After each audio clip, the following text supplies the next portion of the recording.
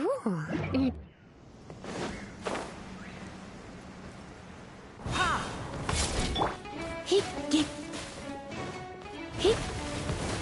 Ha! Hip. Dip. Hip. You're in for a little shock. You're in for a little shock.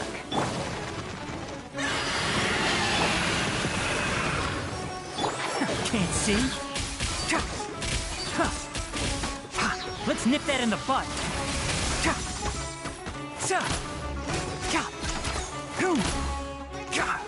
Enshroud.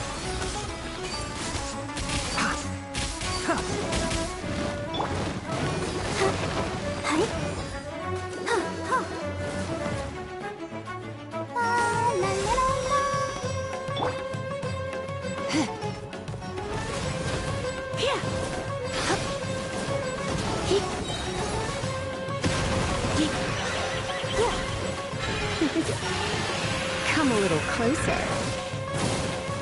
You're in for a little shock. Try not to enjoy this too much. At the fry pan, it's the fire!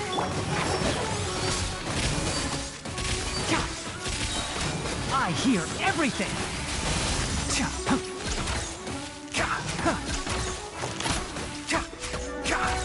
Can't see?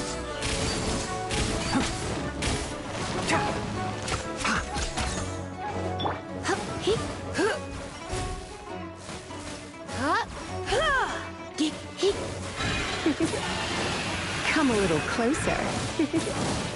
You're in for a little shock. I'll protect us.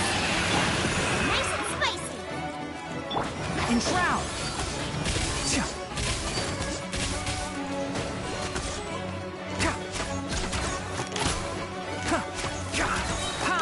I'll uproot you. Can't see?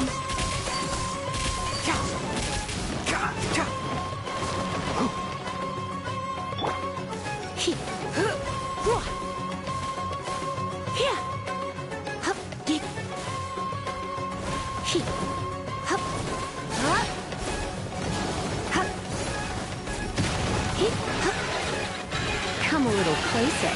You're in for a little shock. Come a little closer. Let's dance. At the fry pan, Enshroud.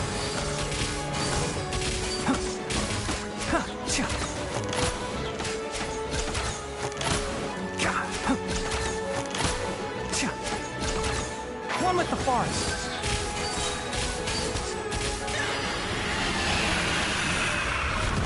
Keep up.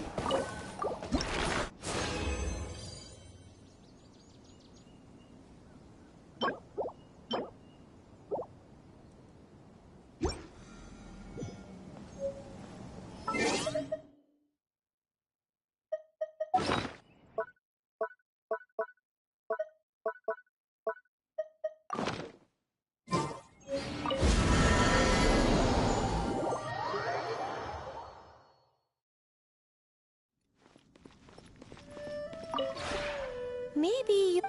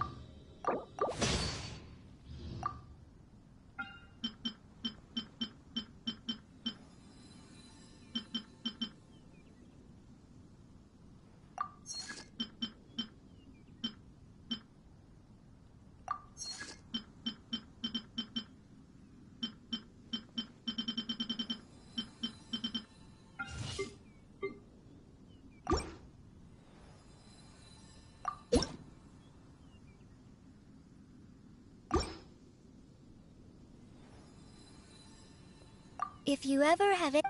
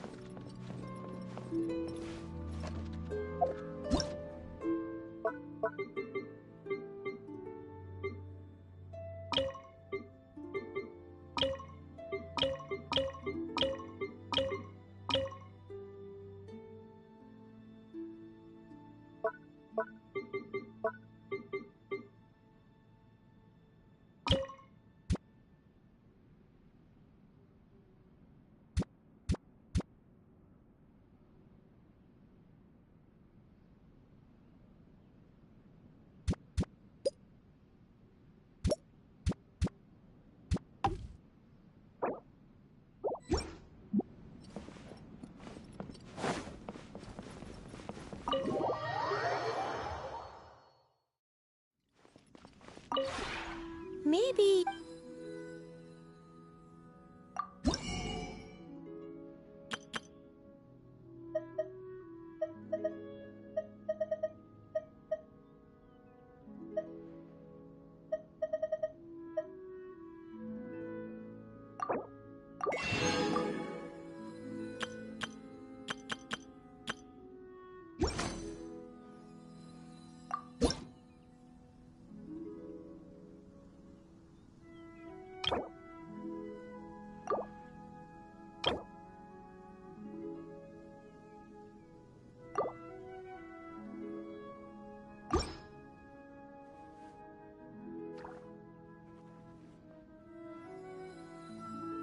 If you ever have any...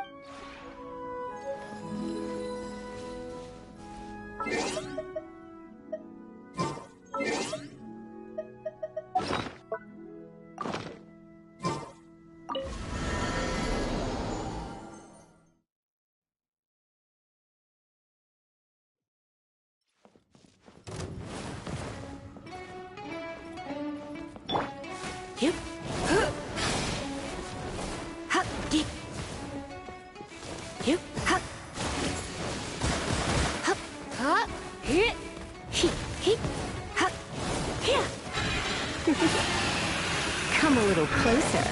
You're in for a little shock. I'll protect us. Boba, get them! Eat this! Can't see? Let's nip that in the bud.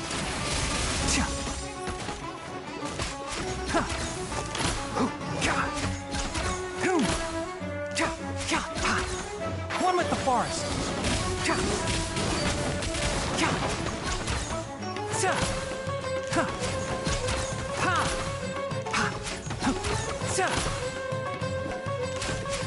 Can't see?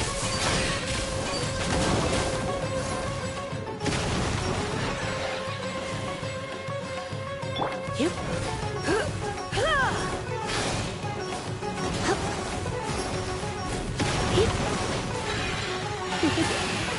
You're in for a little shock.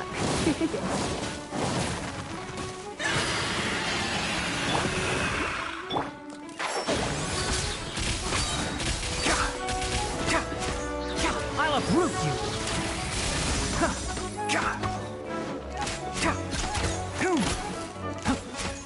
One with the forest.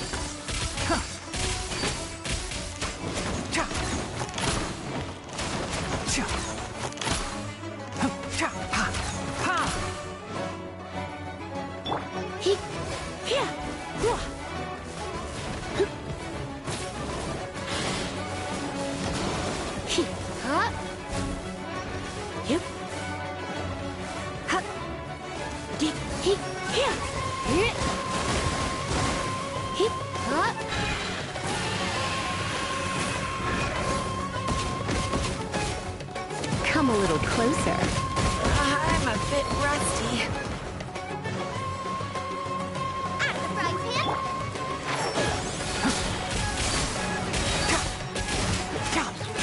Let's nip that in the bud.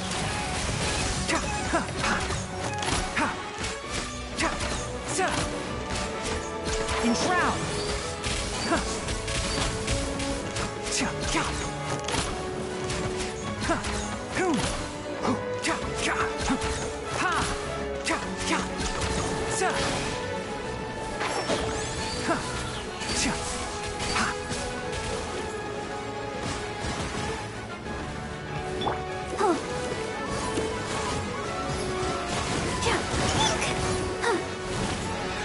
Let's dance.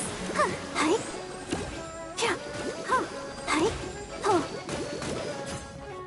One with the forest.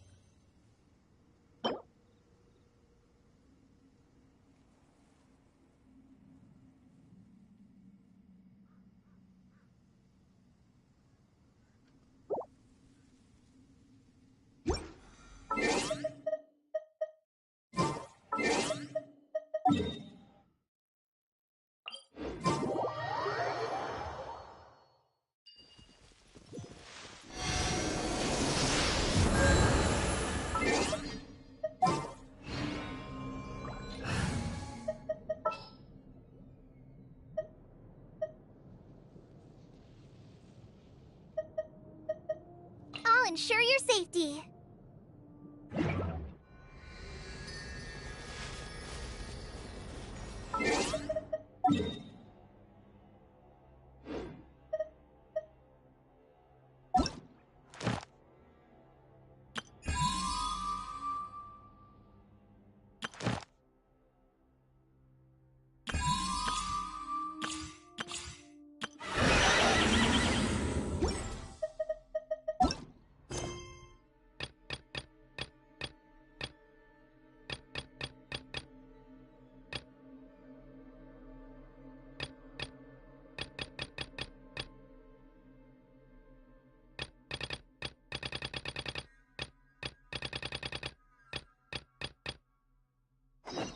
If you press a leaf between dry sheets of paper,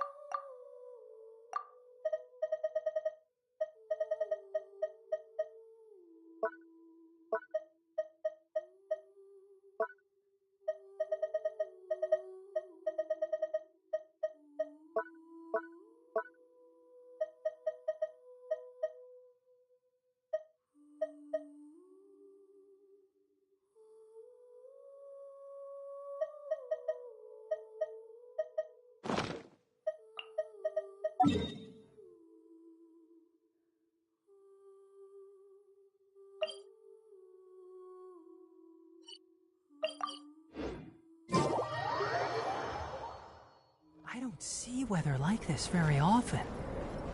Oh, are you cold? If you want, you can tuck your hands into my tail.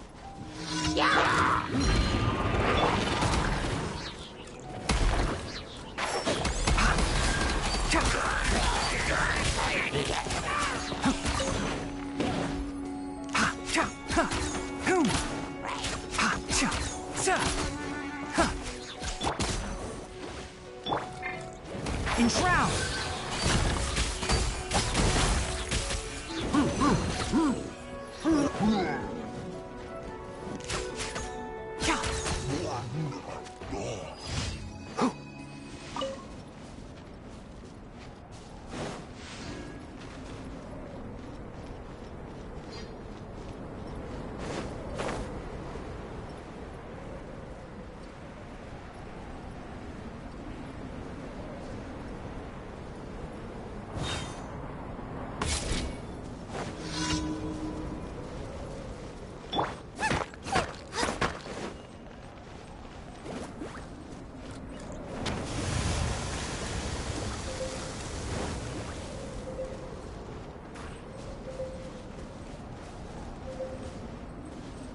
Booba, get them! Help! Beginner is attacked!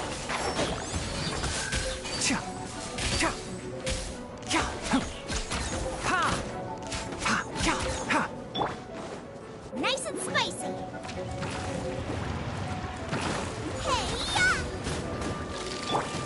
I'll uproot you! One with the forest!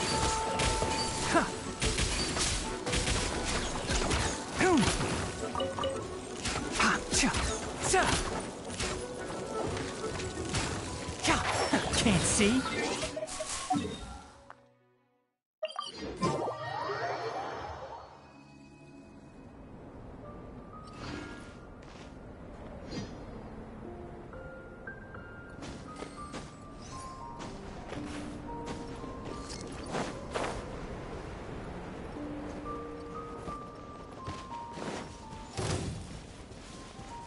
One after another.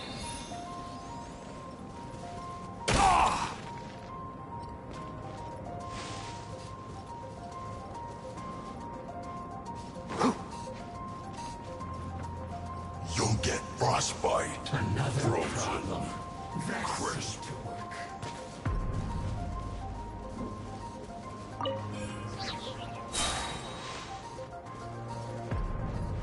It's time for a flash freeze.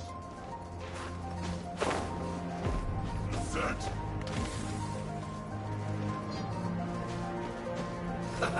Let's move. I must collect myself. Yeah.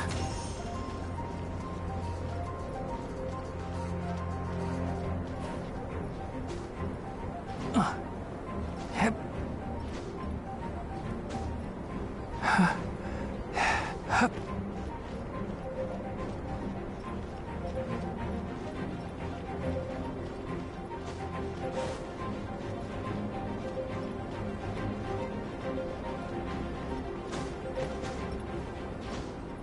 Hup. Heck. Hep.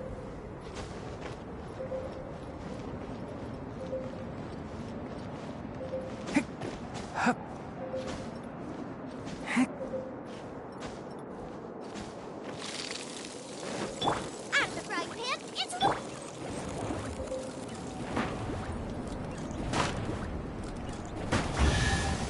Keep up.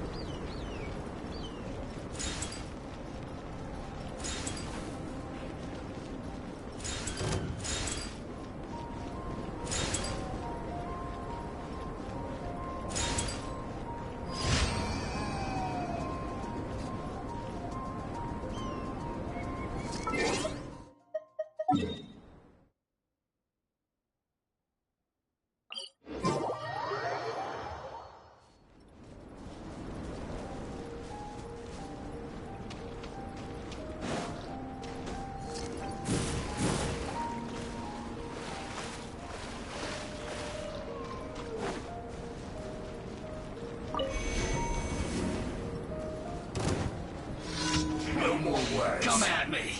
Nice and spicy. Don't be a killjoy. We've only just begun. I hear everything! You can't run. I will end well. Why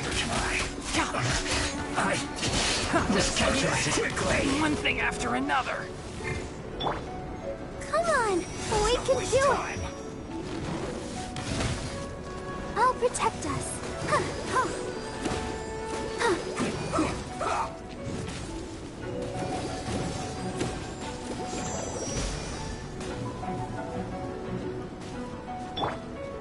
Almost.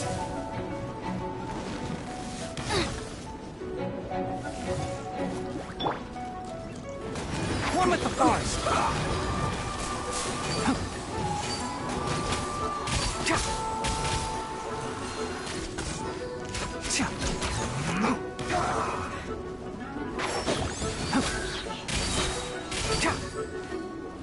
I'll uproot you.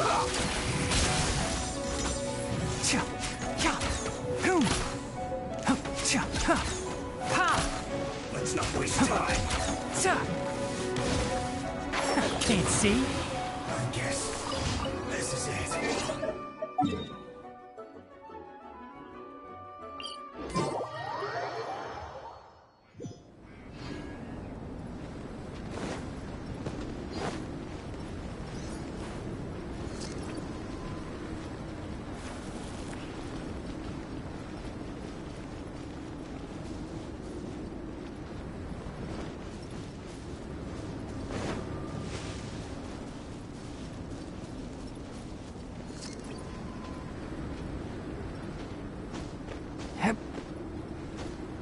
Yeah.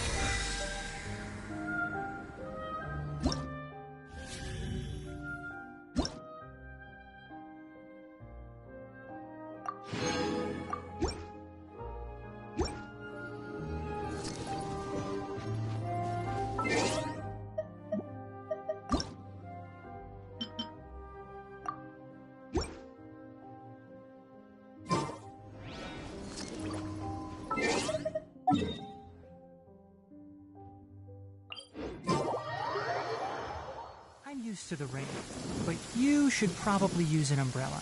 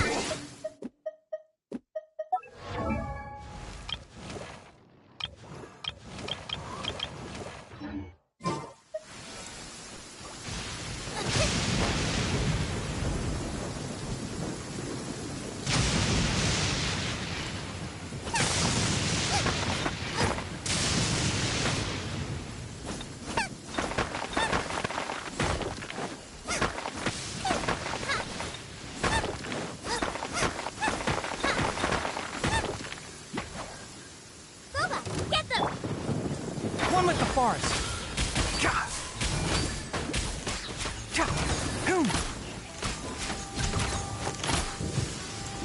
That thunder's...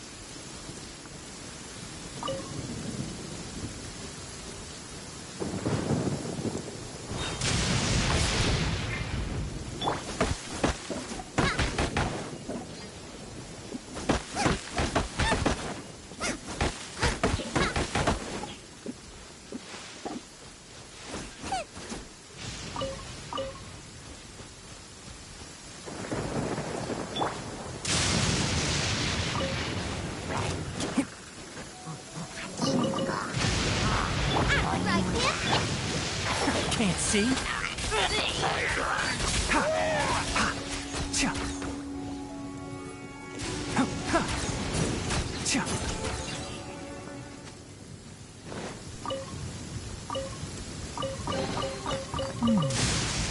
Why is there a chest here?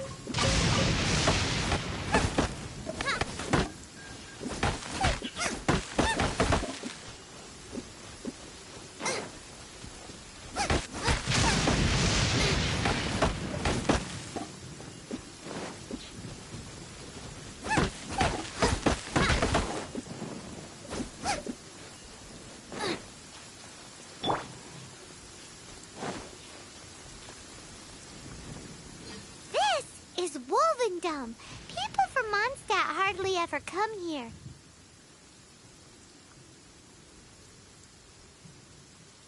Even though it's not so far away from the city, the environment here is totally untouched.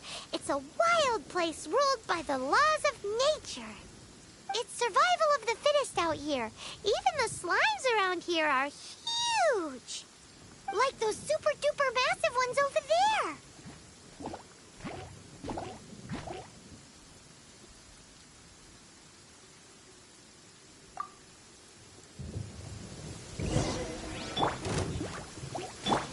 Enshroud!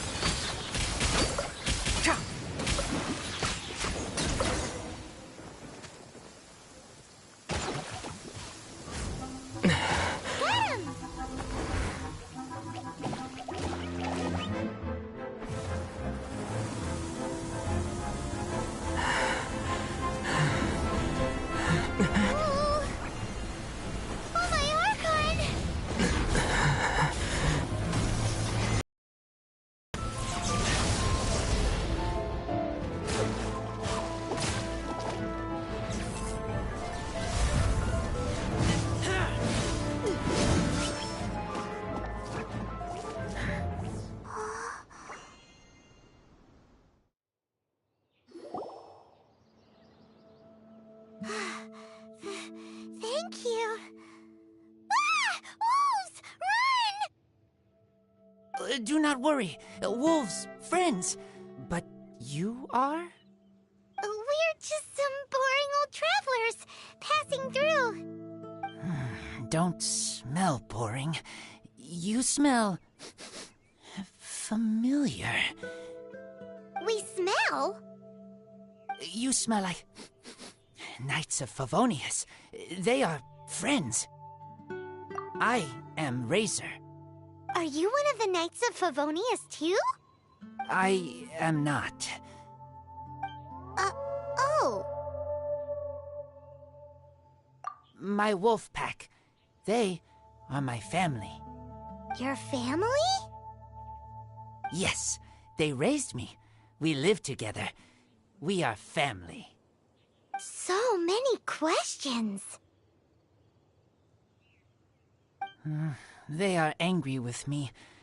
I help you. Exposed our ambush. Boar ran away. Ah, don't worry. Paimon will get her friend to catch you another boar. He's stronger than he looks. No need. When knights try to help, wolves go hungry. Don't be silly. Wait here. We won't screw this up. Just watch.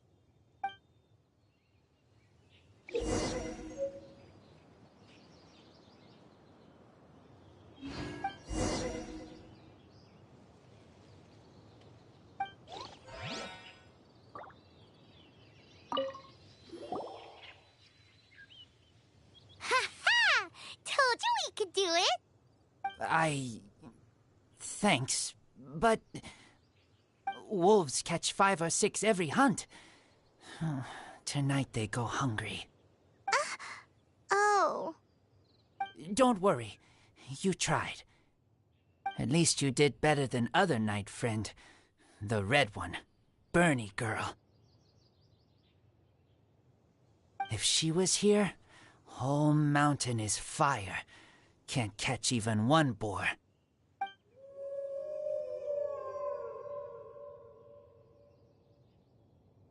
I must go now. Here is not safe. Careful. Always watching.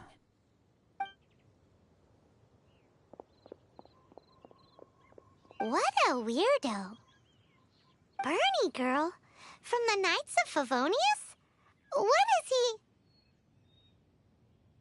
Who do you think it is?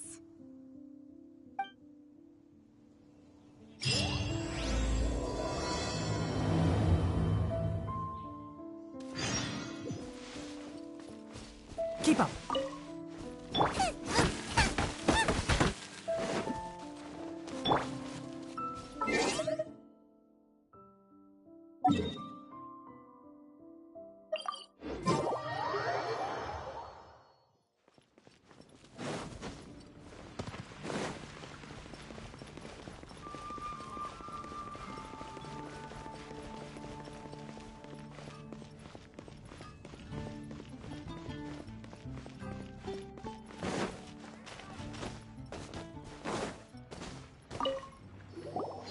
Paimon. Hi, Traveler.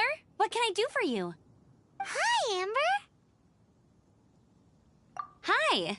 Looks like you've got a bit of time on your hands. Uh-oh.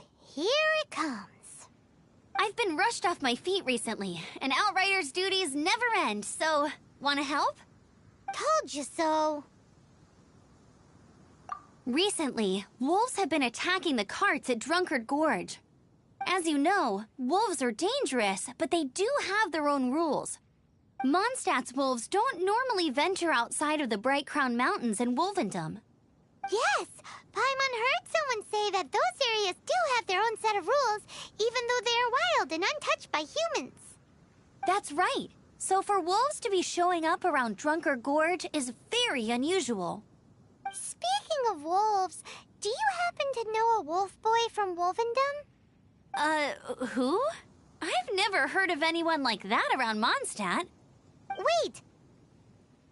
Red one? Bernie girl? That ain't you? Bernie? What are you talking about? Anyway, I'm off to Drunkard Gorge to investigate.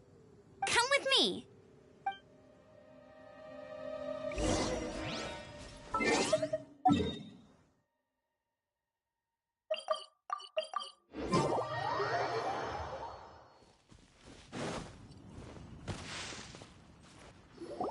Look, up ahead! Something's happening! That ain't no wolf pack. Looks like it's the hilly trails attacking the carts after all. Huh. Not such a mystery after all. Enough talk. Let's go help out.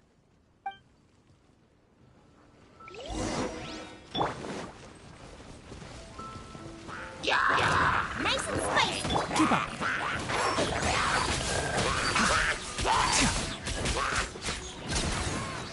Oh, God. Huh.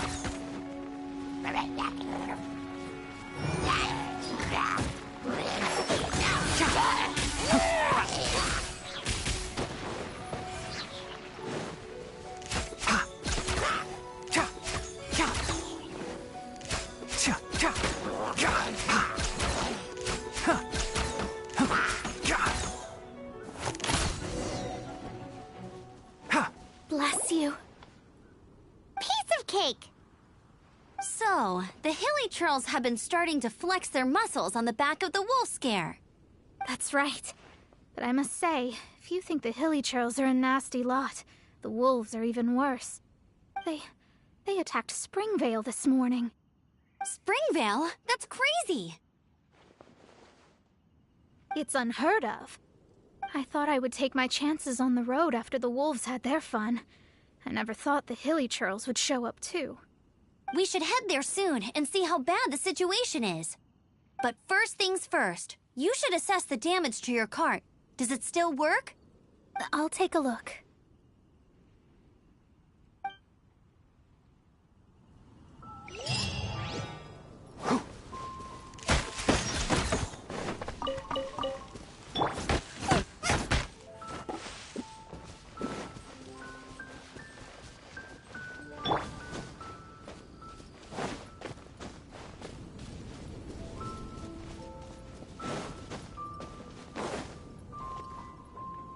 Oh dear.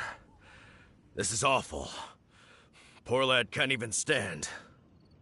That's terrible. Except, he's not actually injured. Right. It's awful. The wolves frighten him so badly that he's paralyzed with fear. That really is awful. Do you remember any significant details of what you saw? I've never seen a wolf in my life before today. It was terrifying. No details then, huh? Let's investigate the area again.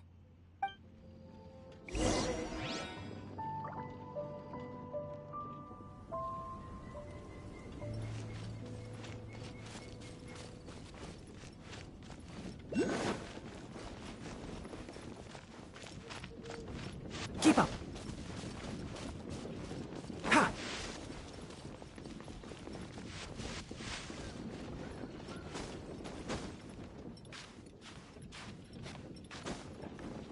Hup.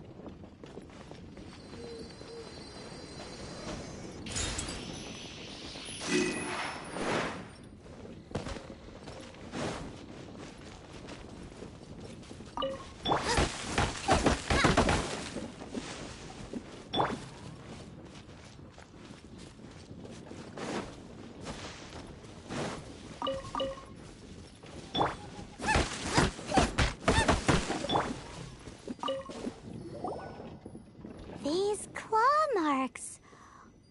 From them, we can tell the number and size of the wolves. This time, there were at least 2 wolves. And they must be... Yes.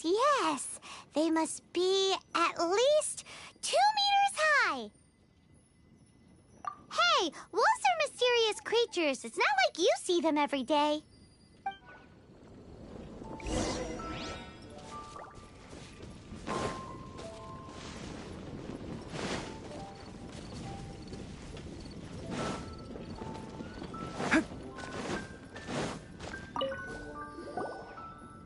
This is a wolf's tooth. He must have smashed into the door when he pounced. Anyway, seems pretty lucky how no one in the village got seriously injured.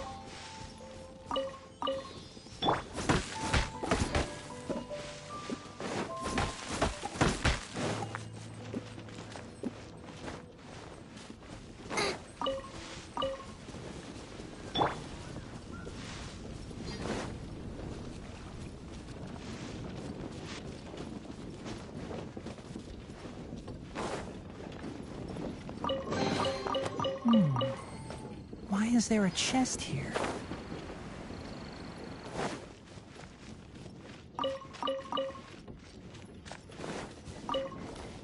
Wolf fur. I heard that in Liyue, they make calligraphy brushes out of this stuff. The color looks nothing like Mondstadt wolf fur, based on what the books say. Could it be that they're from somewhere else entirely? Hair looks different at every place on the body. Same applies to wolves. You don't know where it's from. But look at this. Another hair. But what's that stuck to it? It's the seed of a wolf hookberry. Look, there are little hooks on the seed. The only places this grows in Mondstadt are Wolvendom and Bright Crown Canyon. So it's Wolvendom wolves after all? From that area, yes, but it could be that there are other wolf packs encroaching on their territory. This doesn't tell us everything, but it does give us a strong lead, enough to start investigating. I'll go and see to the villagers before we head off.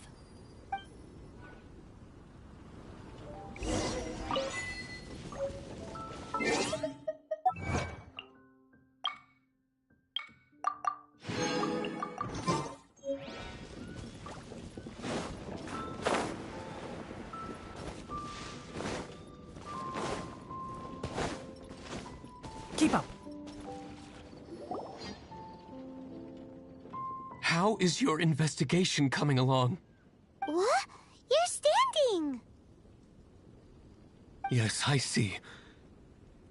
I have recovered, thankfully. I managed to claw my way back out of the depths of hell. So, Knights of Favonius, what have you found out? From inspecting the wolf fur left at the scene, we can tell that the wolves came from Wolvendom. Beyond that, we don't know anything. But please remain calm. I will head to Wolvendom shortly and get to the bottom of this. The Knights of Favonius will not allow this danger to continue any longer. Good. Better late than never, I suppose. How rude! In the meantime, we'll just have to keep dealing with this on our own. Please, don't do anything stupid. We do things a bit differently around here. You Favonius lot probably aren't used to it. They will pay for what they've done. Goodbye. Goodbye.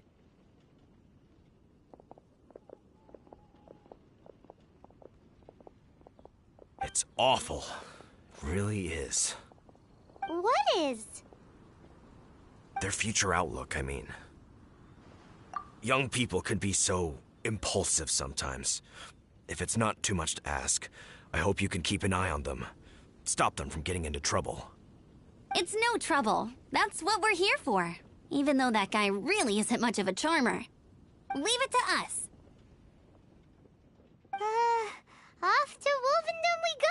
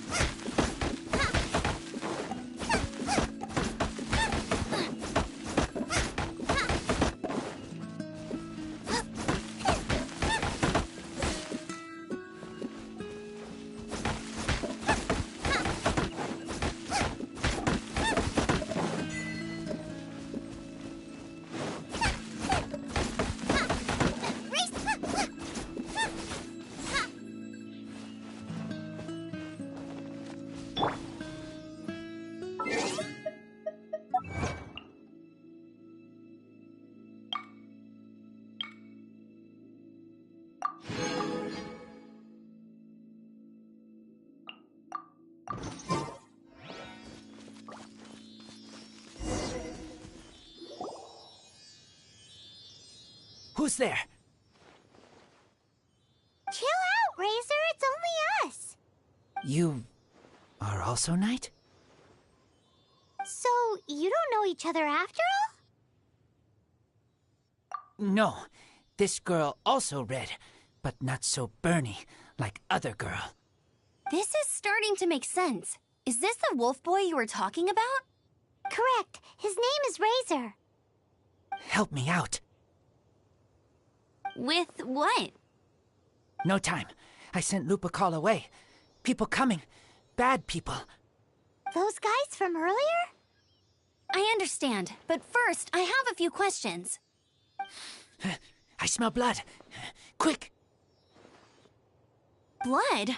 I hope the wolves didn't attack those idiots.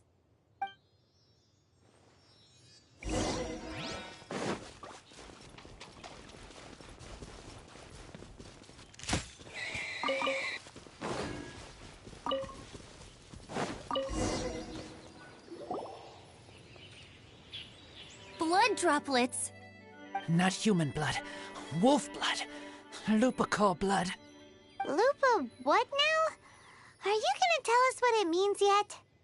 Lupacall is family fate gave me.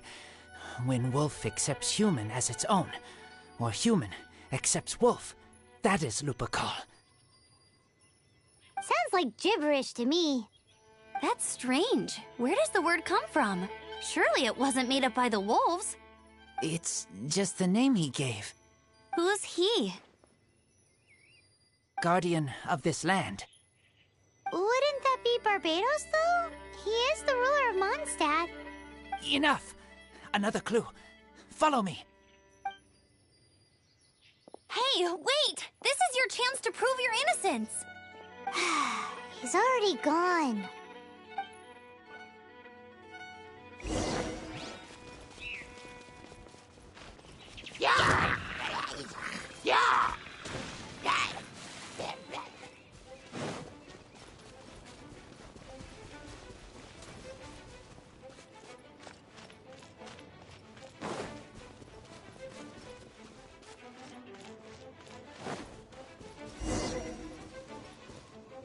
This is him.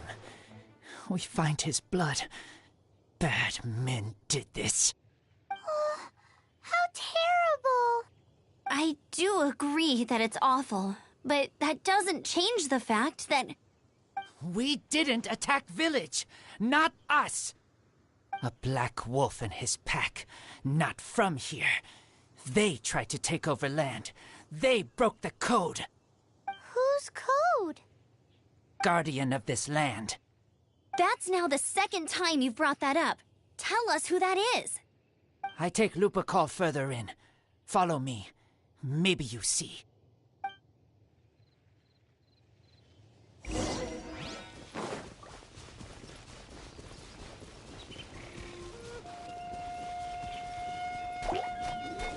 Can't see?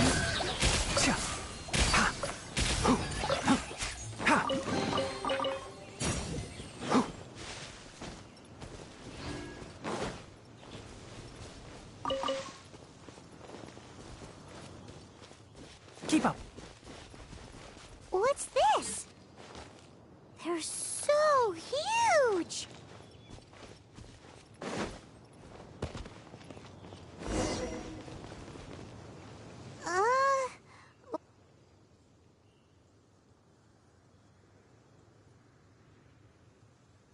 Help me. Collect these. Aren't those wolf hook seeds? Crush them. Put on wound. Bleeding stop. It's true. Wolfhook seeds have a liquid coating that not only functions as a mild painkiller, but also has a hemostatic effect. I read that in a book. Why? Idea. Hooks help seeds move. Liquid stops pain and bleeding. Animal doesn't feel hooks. They take seeds far away. Purple teacher told me so. I stay here. Take care of this one. I answer Red Girl's questions.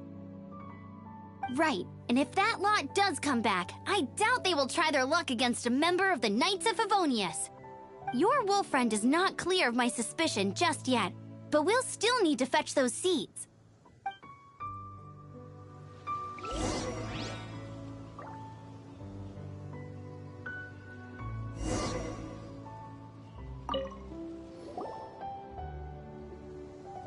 We're back! Have we got enough?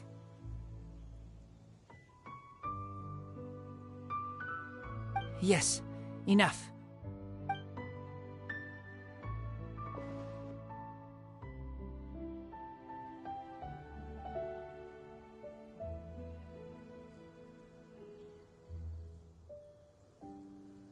Razor was just telling me about the Wolven Code of Conduct. Mind-blowing stuff. Thank you. We've looked everywhere and haven't seen any other wolves. Yep, that's wolves for you. The one we managed to capture must have been sick or something. What are you doing here? Revenge. It's him! The one who was raised by wolves! Huh?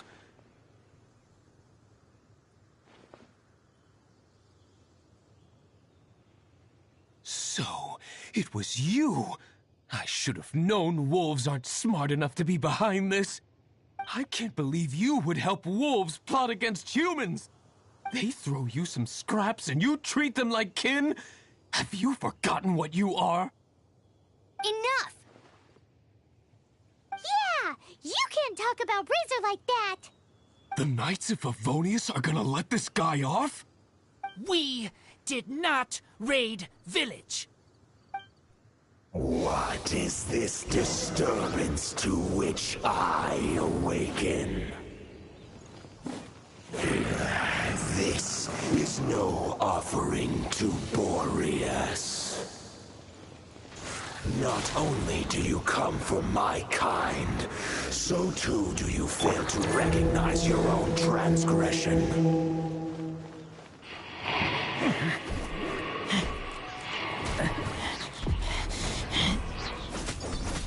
Please, come. You seek to protect these outsiders, Razor. You cannot tame my fury. You must clear their name with your sword. Show me what your humans have taught you. Claws of steel.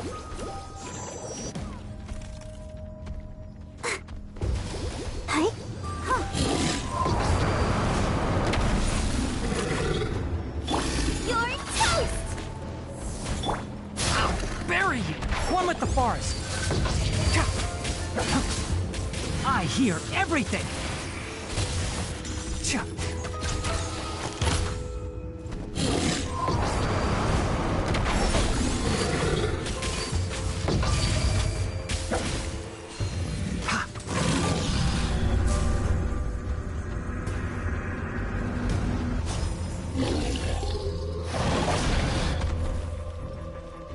Can't see?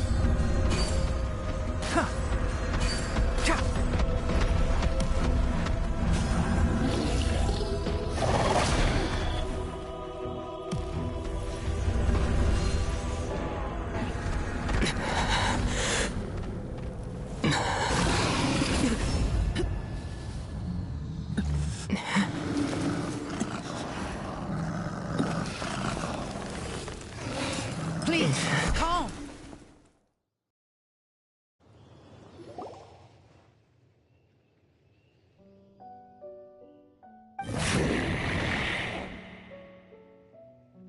It's just like he said. An outside wolf pack coming in and breaking the rules. They will reap what they have sown. But Razor, you must not get involved. This is for the wolves to settle between themselves. You fight not with claws, but with the sword.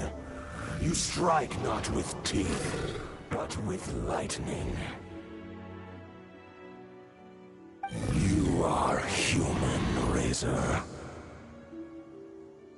I am not like them. I don't belong.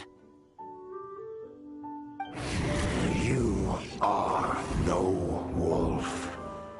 This is a matter for the wolves, and the wolves alone. And you. You are Razor's Lupercar amongst humans. Your nobility stands out against others of your kind. If you ever wish, you may train with me. I have nothing further to say. May we meet again, Razor and company.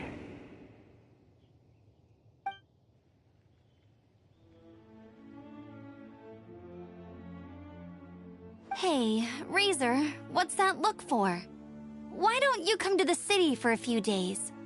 Yeah, you have a friend in Mondstadt anyway, right? You know, that red Bernie friend of yours? You're not safe in the wild anymore, but I know that you don't want to hurt them. I'm fine. Don't worry. But I'm not city human. But also not wolf. Thank you, Traveler. Paimon and other red girl. Hey, we've been with you all this time, and you still don't even know my name? Goodbye.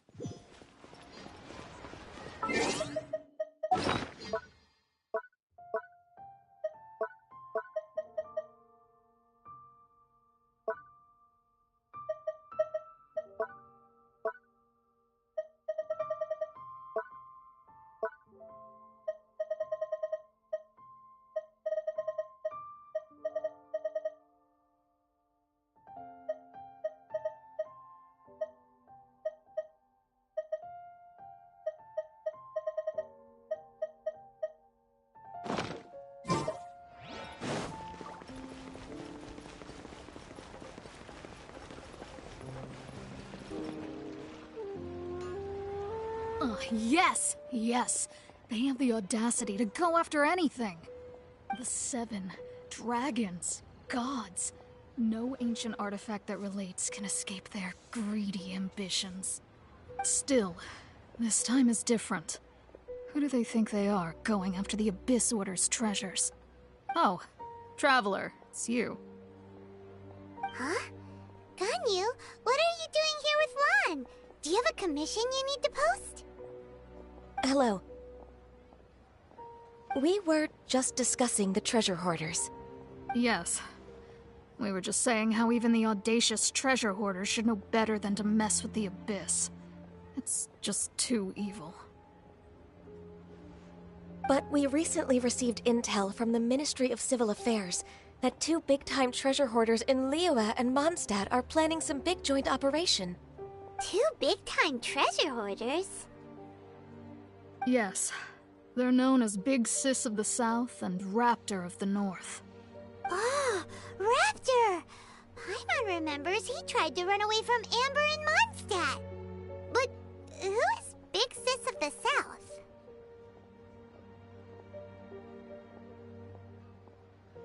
You already know something then. I guess you must have crossed paths with the treasure hoarders many times before. You are correct. She's the head of the treasure hoarders in Liyue. As I understand it, the treasure hoarders all call her boss. Some say that the god of thieves even bestowed a gift upon her for her exploits, making her Big Sis of the gods. But that's probably just a wild rumor. Anyway, The treasure hoarders discovered some previously unexplored ruins that the Abyss Order has been secretly guarding in the shadows. Despite how dangerous that makes it, all the treasure hoarders can think about is what kinds of treasure could be inside. They have already devised a plan. They will send out a decoy to divert the Abyss Order's forces away from the ruins, then send an expert thief inside to steal the treasure. To this end, Big Sis and Raptor have reportedly recruited a certain Grand Thief from Fontaine. Grand Thief?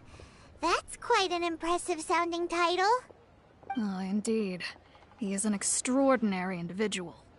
The Grand Thief is highly respected in the treasure hoarders, in the same way that we adventurers look up to great adventurers.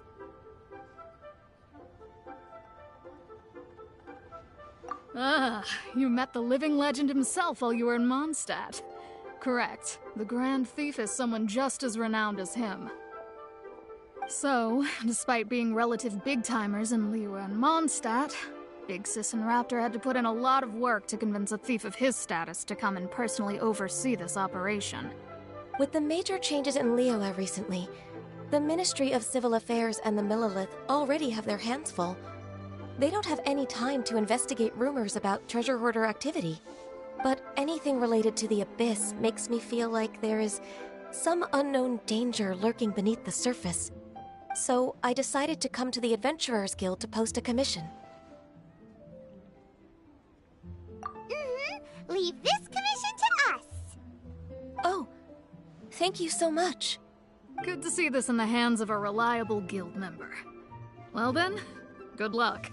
The guild will take care of the details of this commission.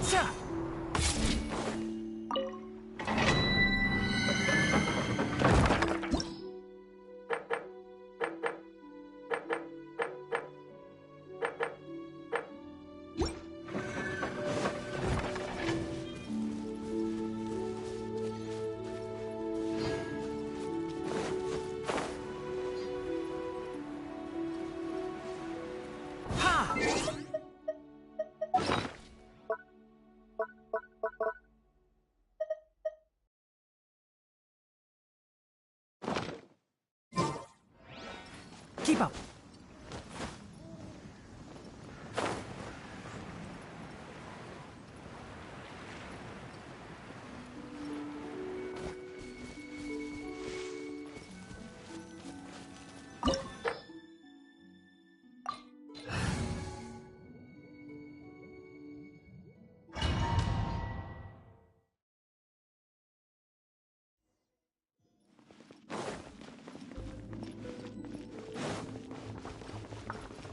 signs of treasure hoarder activity here.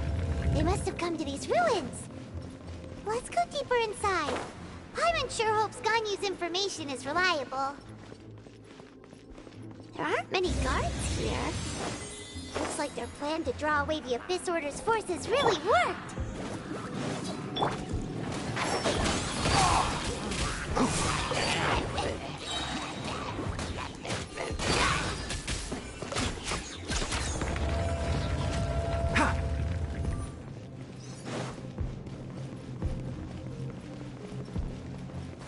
More signs that a treasure hoarder was here.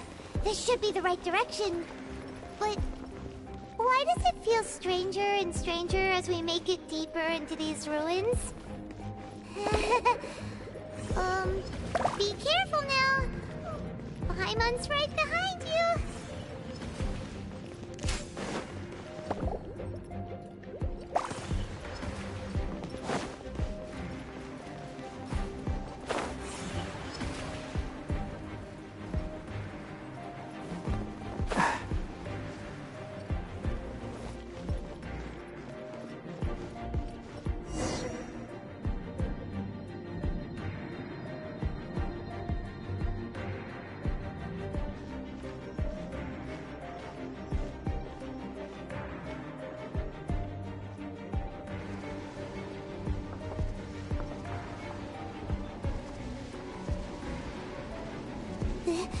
This looks like a person. Could it be the Grand Thief? Why is he in that position? Is he praying to something? That's...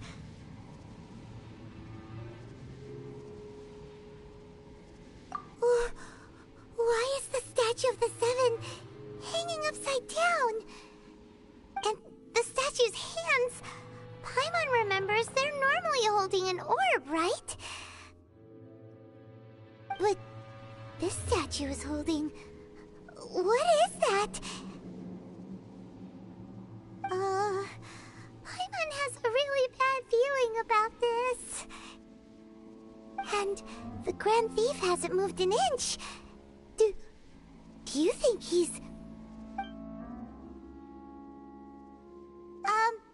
Hello? Are you okay, mister?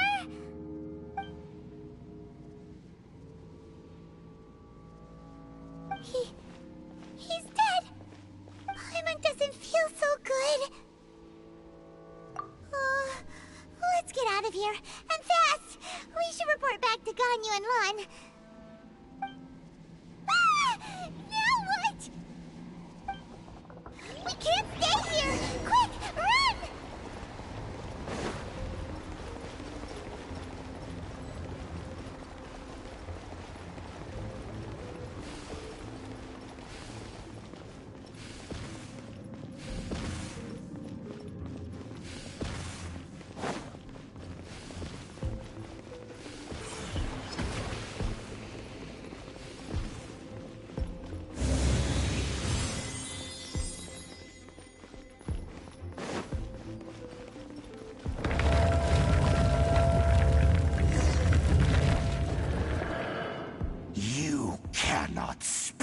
On the secrets of the Abyss.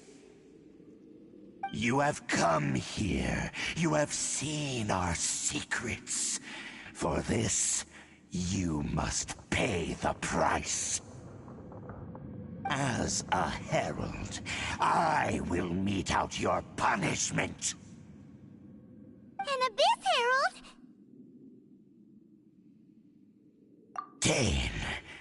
Dainsliff. Oh, I thought you were just a couple of pests that stumbled in here by mistake. So, you are with Dainsliff, that constant annoyance in our affairs.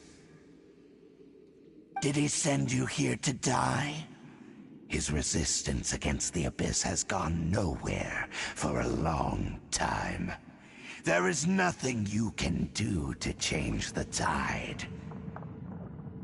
The Abyss is unstoppable. What is this power? Pirates never seen it before.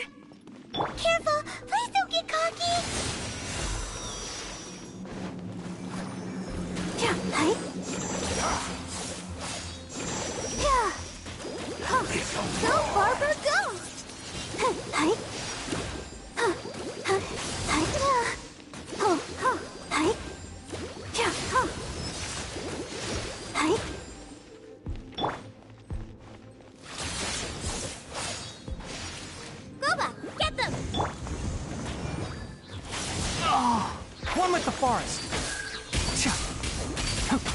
Let's nip that in the bud.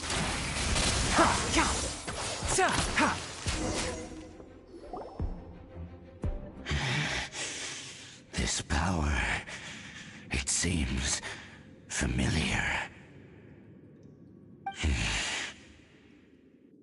I see. So it's you. You are the one. In that case, I shall stay here no longer.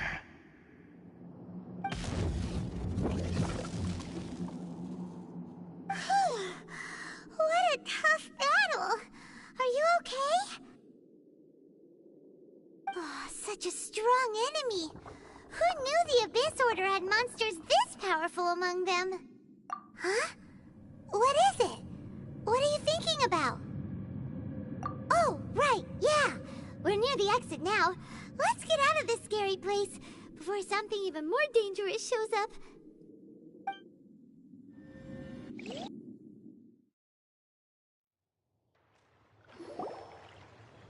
So, we meet again. A little sooner than I had expected. Hey, it's Dane! Judging by your expression, it seems you just experienced something quite strange. Could it be that you encountered an Abyss Herald in those ruins? I've been on the Abyss Herald's trail. I didn't expect to find you here as well.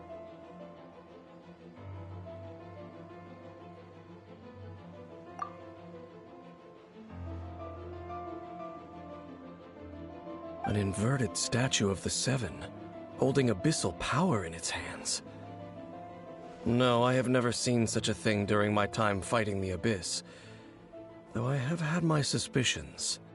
Tell me the rest of what happened in there. So you escaped the ruin depths filled with abyssal power, and then? And then, as we got close to the exit, an Abyss Herald suddenly appeared and blocked our way! We fought a big battle with that thing. Maybe it hasn't gotten too far yet. Yes, this is a rare opportunity indeed. Come, let's catch up to it. Let's go! A rare opportunity? With Dane helping out, maybe we'll be able to solve more mysteries about the Abyss.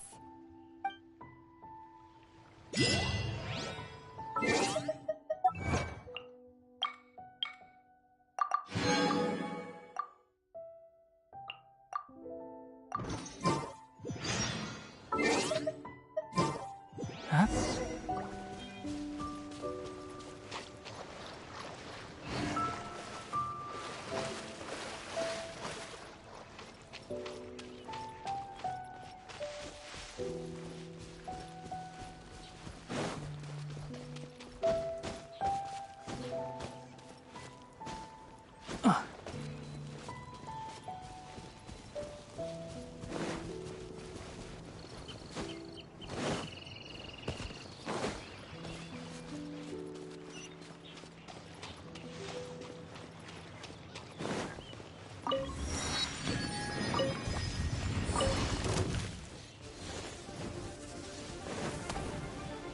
Can't see. Nice and spicy.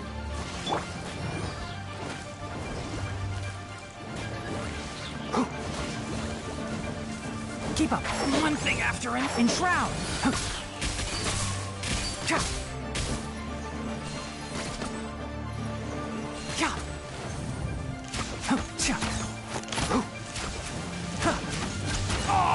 I'll bury you.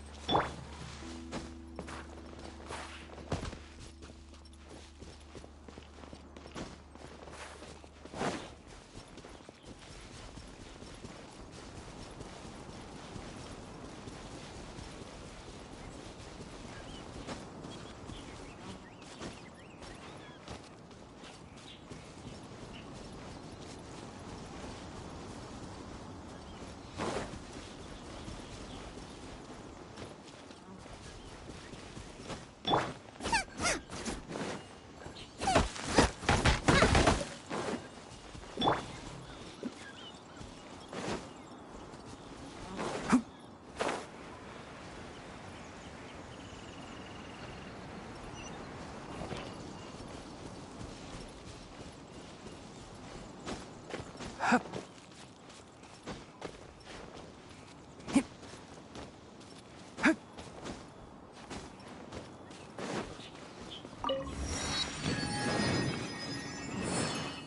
Keep up.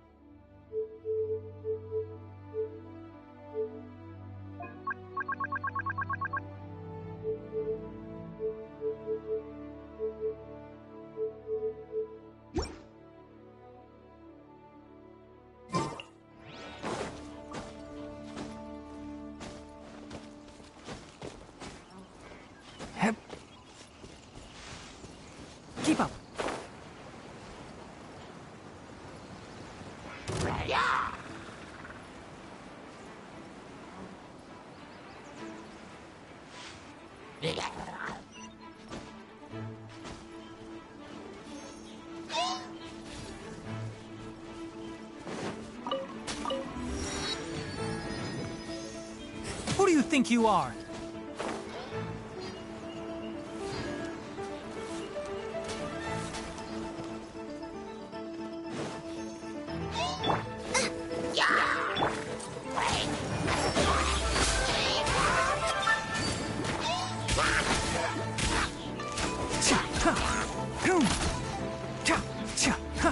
I'll uproot you. One with the forest. Ha! Out of the frying pan, into the fire!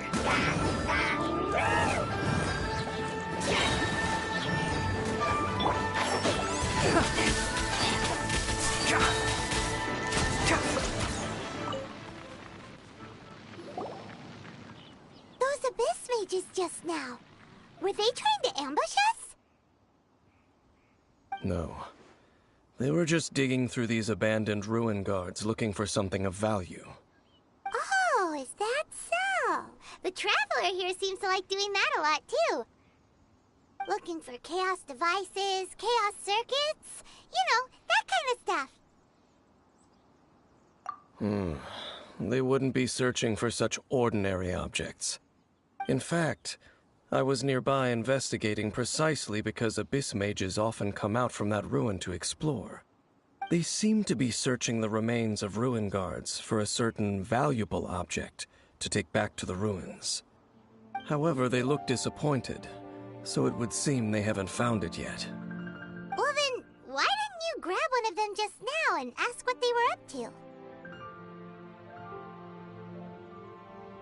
I certainly don't mean to be merciful towards these monsters of the abyss, but I have a feeling that their plan with this object is of major importance to the entire Abyss Order. One cannot discover the truth behind it through interrogation. Or rather, these abyss mages likely fear something else, much more than they do a painful interrogation. Paimon is getting goosebumps thinking about all this. All right, we shouldn't waste too much time here. Let's continue our search.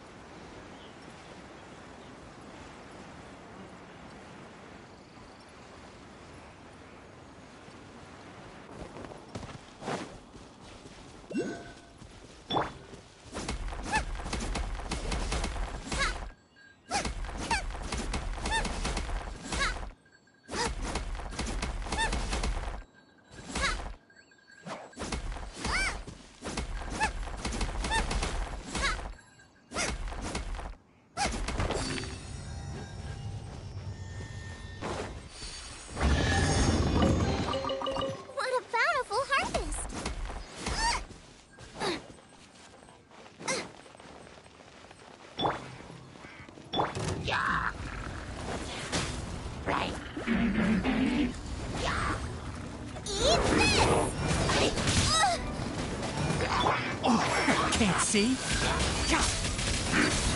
Let's nip that in the bud.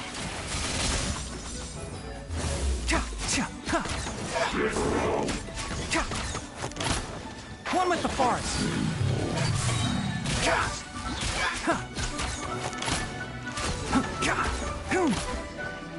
I'll uproot you.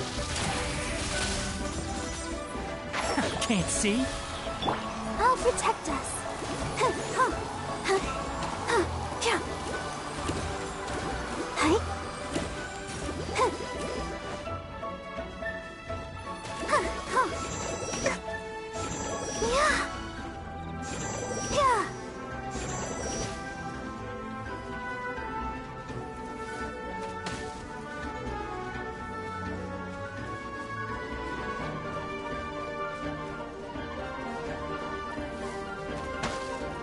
Let the show begin.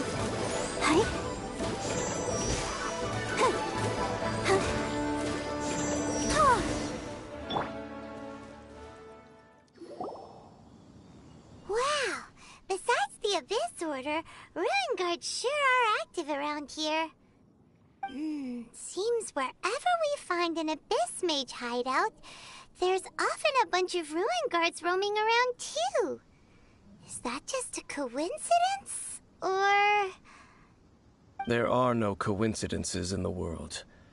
Everything is the fruit of seeds planted long ago. Just like your appearance in that tavern, time is just waiting for those seeds to sprout.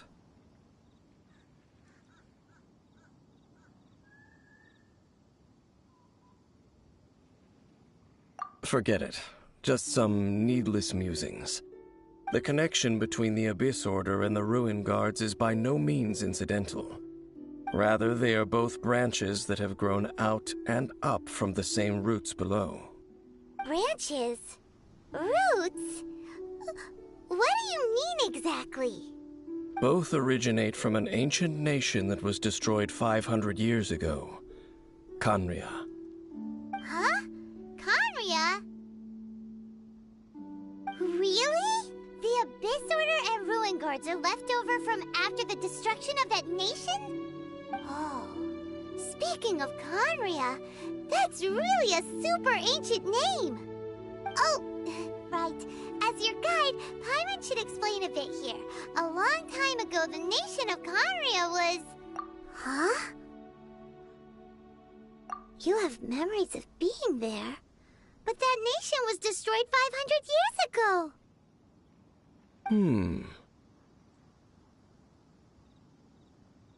Is that so?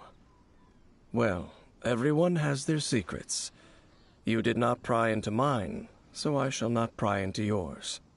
But, if you would like to tell me, I will listen. So, the Khaenri'ah you saw, what was it like?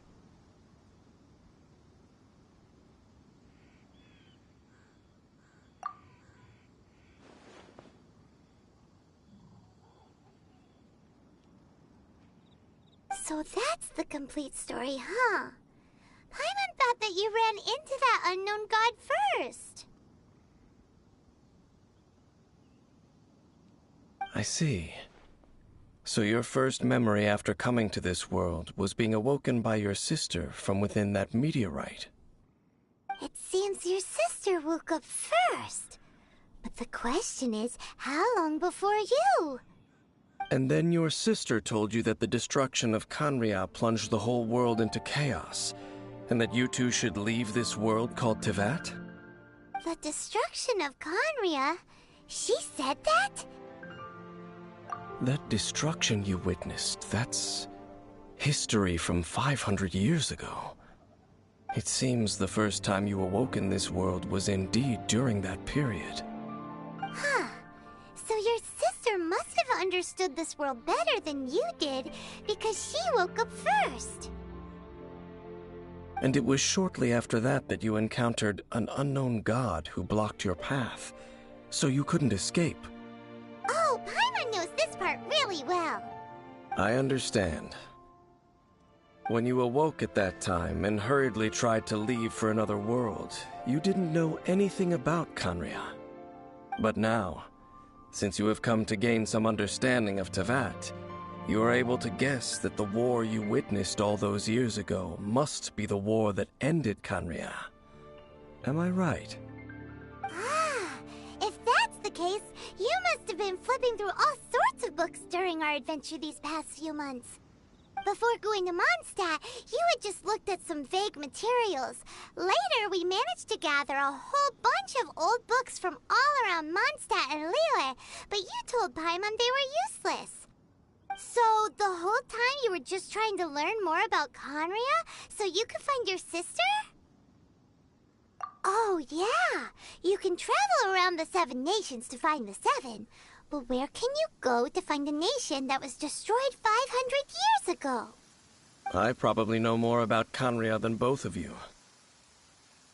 Khaenri'ah was a nation without a god. Not because it had a god that died or abandoned them, but because it never had a god to begin with. It was a powerful nation, built purely by humans. An unprecedented, flourishing, and glorious civilization. It was the pride of humankind. A nation without a god? Later events unfolded just as you remember. It was all destroyed by gods. You mean that... 500 years ago, the gods descended upon the world and brought desolation to Khaenri'ah.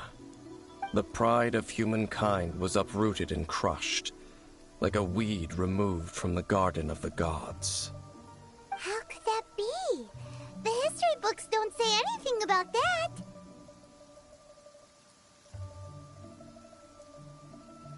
Yes, well, continuing to discuss the past now will only dampen our spirits.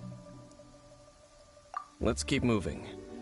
I will tell you more of what you want to know as we continue our search.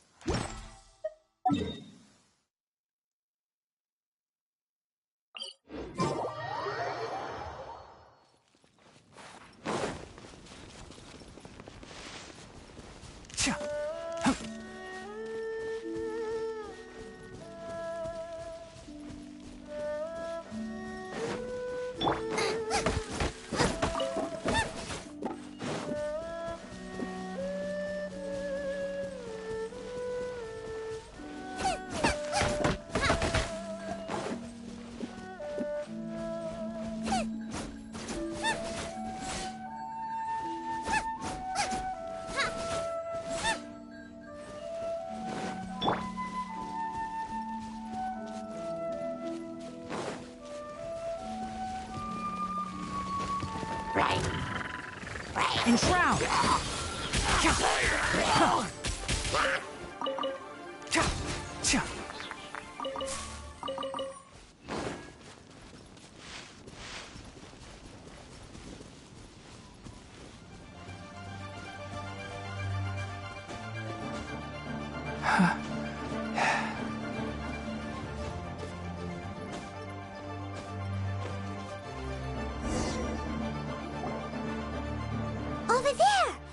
More ruin guards and abyss mages. Dane was just saying how these ancient machines are from Khaenri'ah. So, did Conria have a lot of ruins that needed to be guarded? No. Ruin Guard is the name modern people have given these machines. No one called them that 500 years ago. These Ruin Guards were known as Field Tillers by the people of Conria. Field Tillers? What a strange name. It's not like you think. Field Tiller was just a code name. The people of Conria like to give code names to their weapons. The land is not to be tilled with farming tools, but rather is to be fought for with steel and blood. This is how the Field Tiller came about. Fought for with steel and blood? Well, that's an interesting way of understanding tilling. Paimon doesn't think it's a very positive interpretation. After the destruction of Conria, these masterless field tillers went completely out of control. They wandered aimlessly over the centuries, gradually spreading to every corner of Teyvat. Perhaps resonating with the sorrow of other civilizations lost to time, they found their way to various ruins across the land, where they lie dormant. Well, that sounds so sad.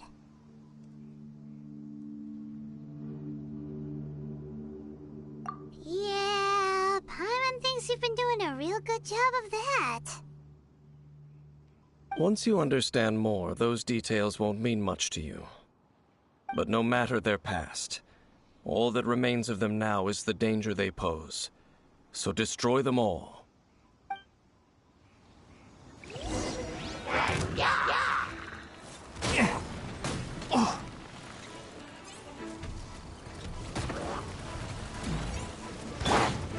you, Boba! Get them! Who do you think you are?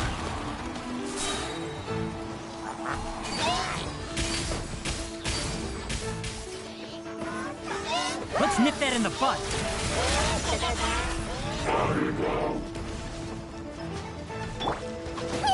Out of the frying pan, into the fire! Enshroud! Huh.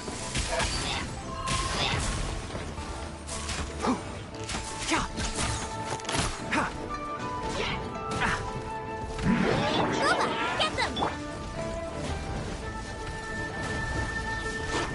One with the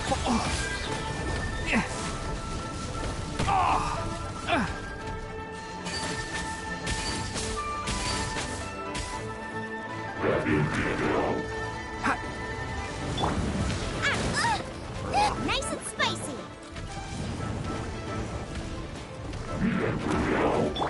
Ready, steady, go!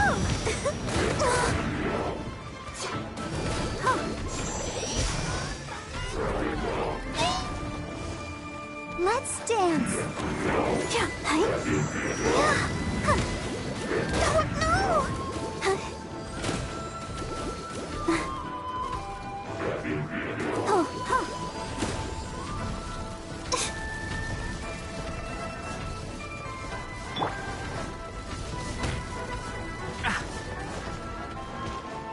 Can't see.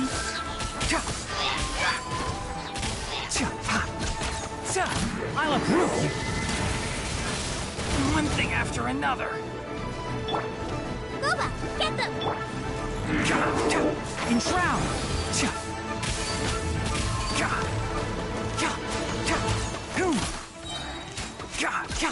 Ha! Let's nip that in the bud.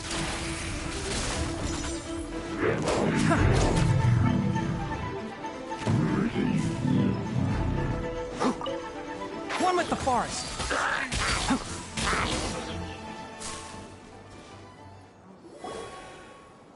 Huh? This abyss maze dropped a talisman. Could it be a communication of some kind? This talisman seems connected to the Abyss Herald. But why would an Abyss Mage be carrying it? Perhaps it really does contain information about their operation. But Paimon can't read the writing on it. Is that the script of Conria? Engulf the faith of an enemy in flame, and bring glory to Her Highness the Princess. What? Is that what it says? Loom of Fate initial operation. They, the Abyss, seem to be carrying out a large operation. The keyword here is Loom of Fate. It seems like they are still launching the operation, or rather, are still conducting preliminary tests. Loom of Fate? What's that? Is it literally a fate-weaving machine?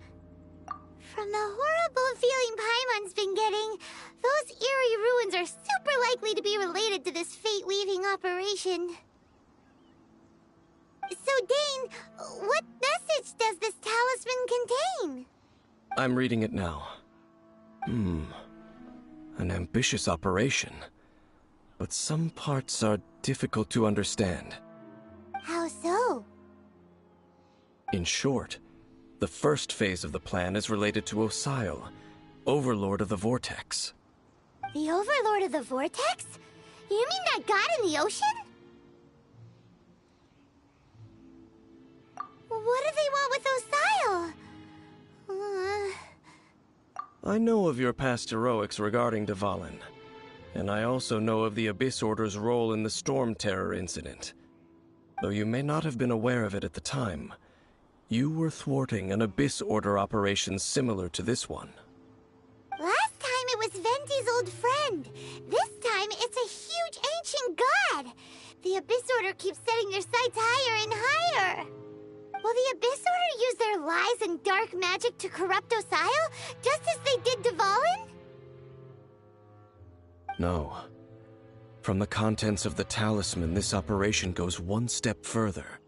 They won't just corrupt Osile's mind.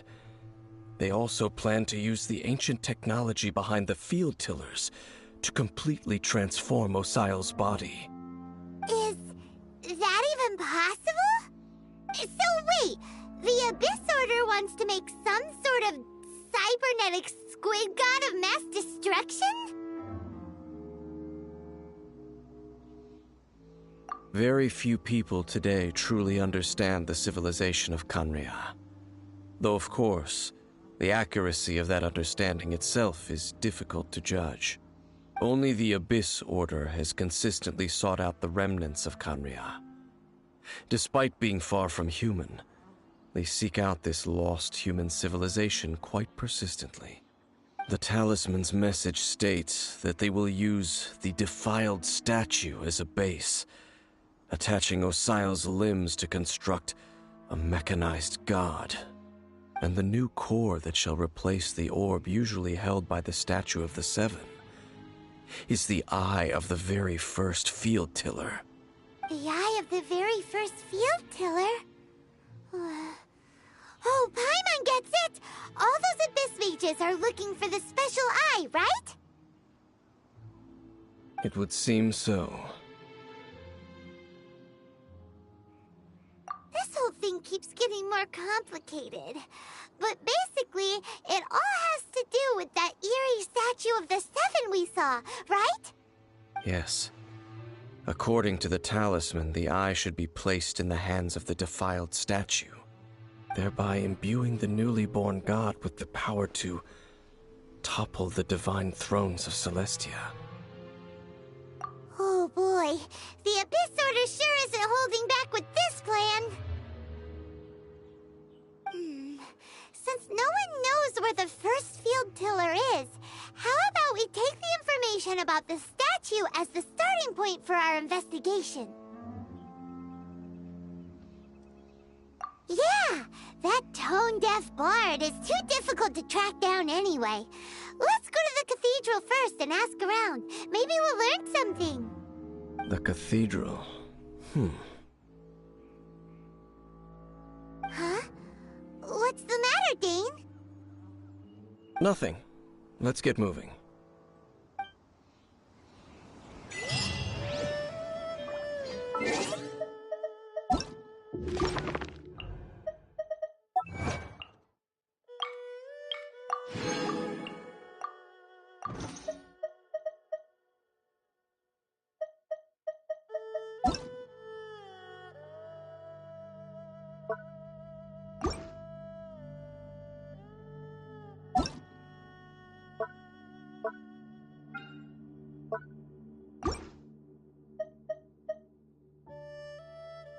The value of knowledge cannot simply be quantified in monetary terms.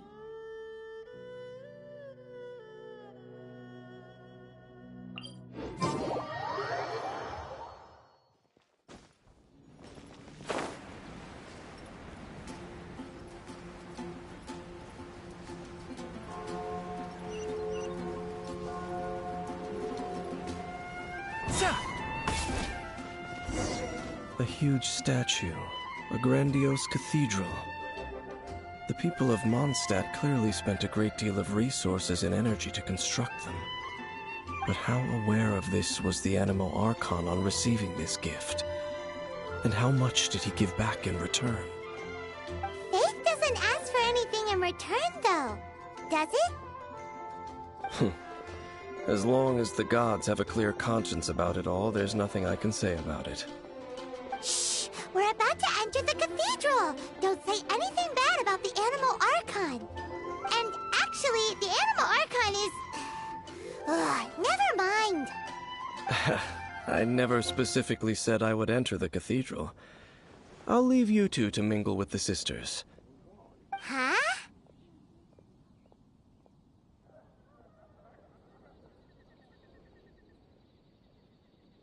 You are the honorary knight of Mondstadt. They will surely allow you to poke into these affairs with their utmost trust. Having me tag along would only make them suspicious.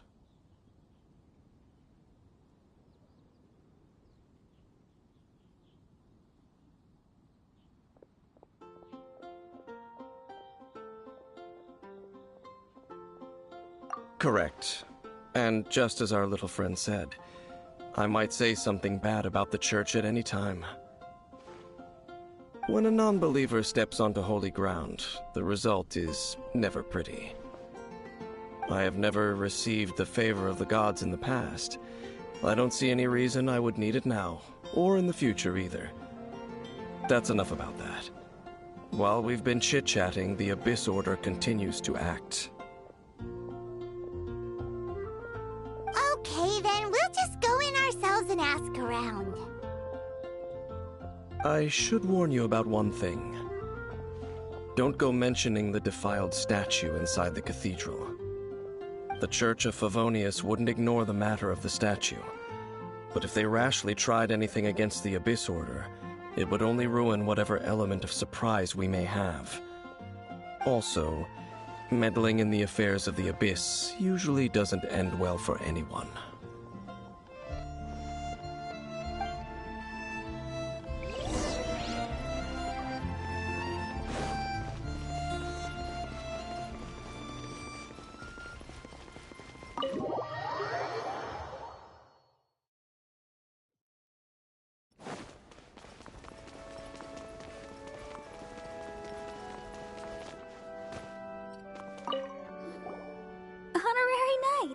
Hi, how have you been?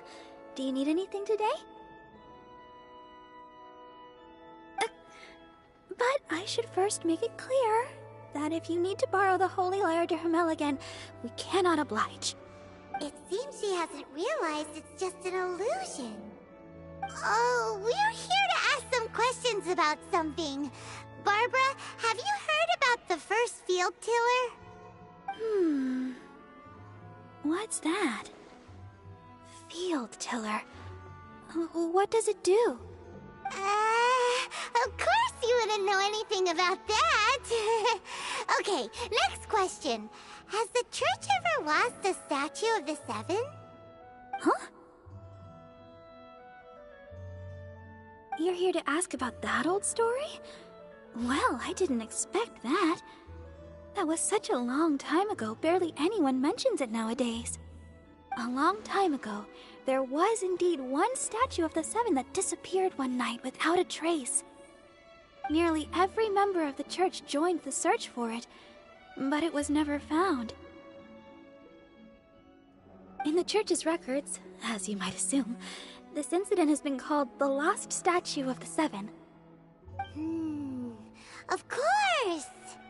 Of course? Nothing? So do you have any other clues? Paimon means any other strange stories?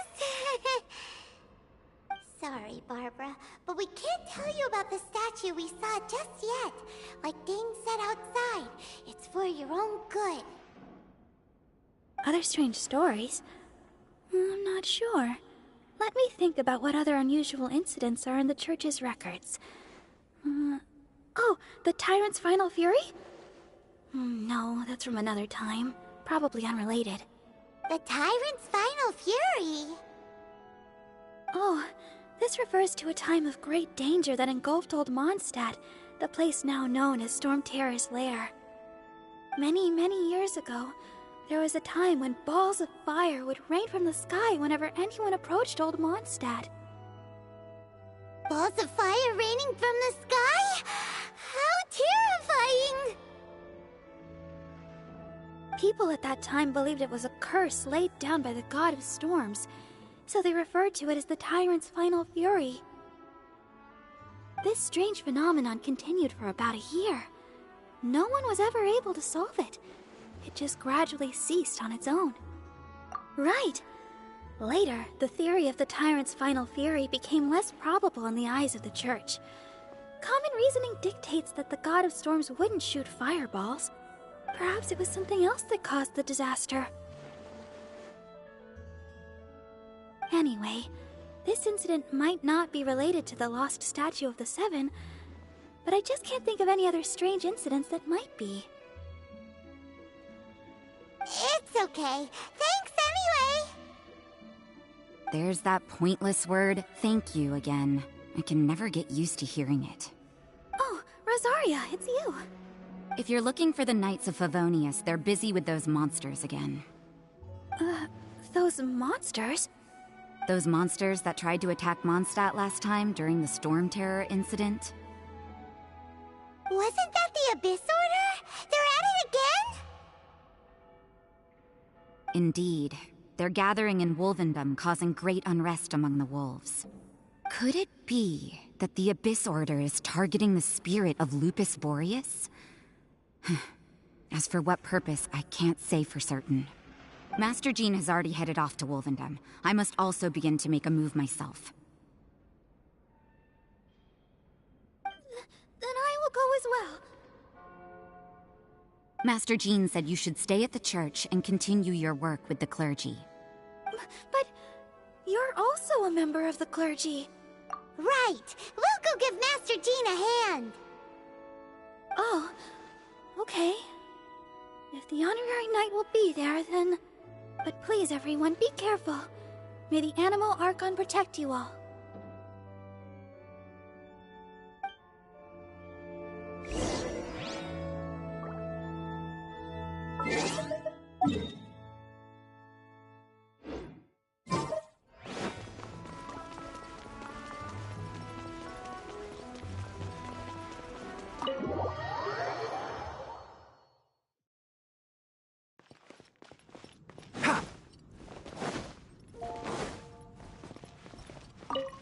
I see.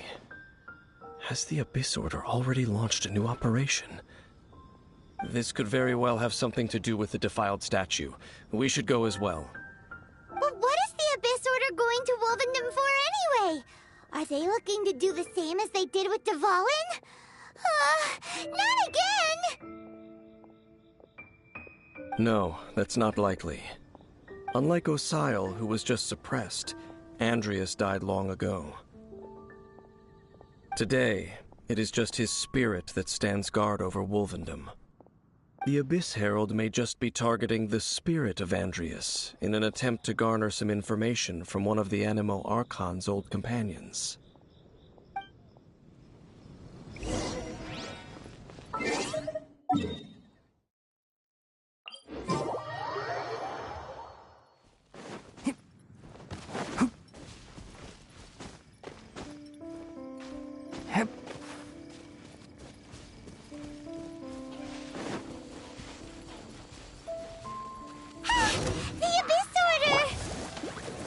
Don't underestimate the enemy. Let's take them now.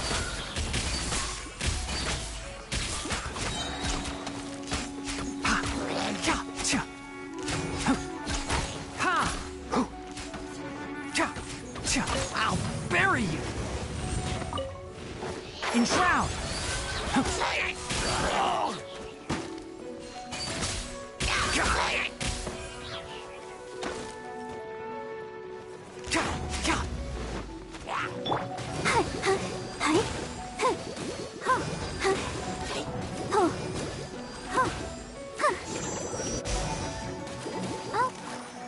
Protect us. Come on. We can do it.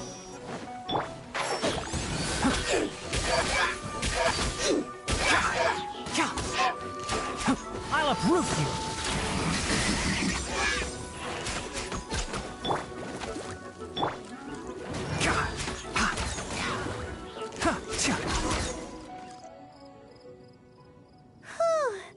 There sure are a lot of enemies around here.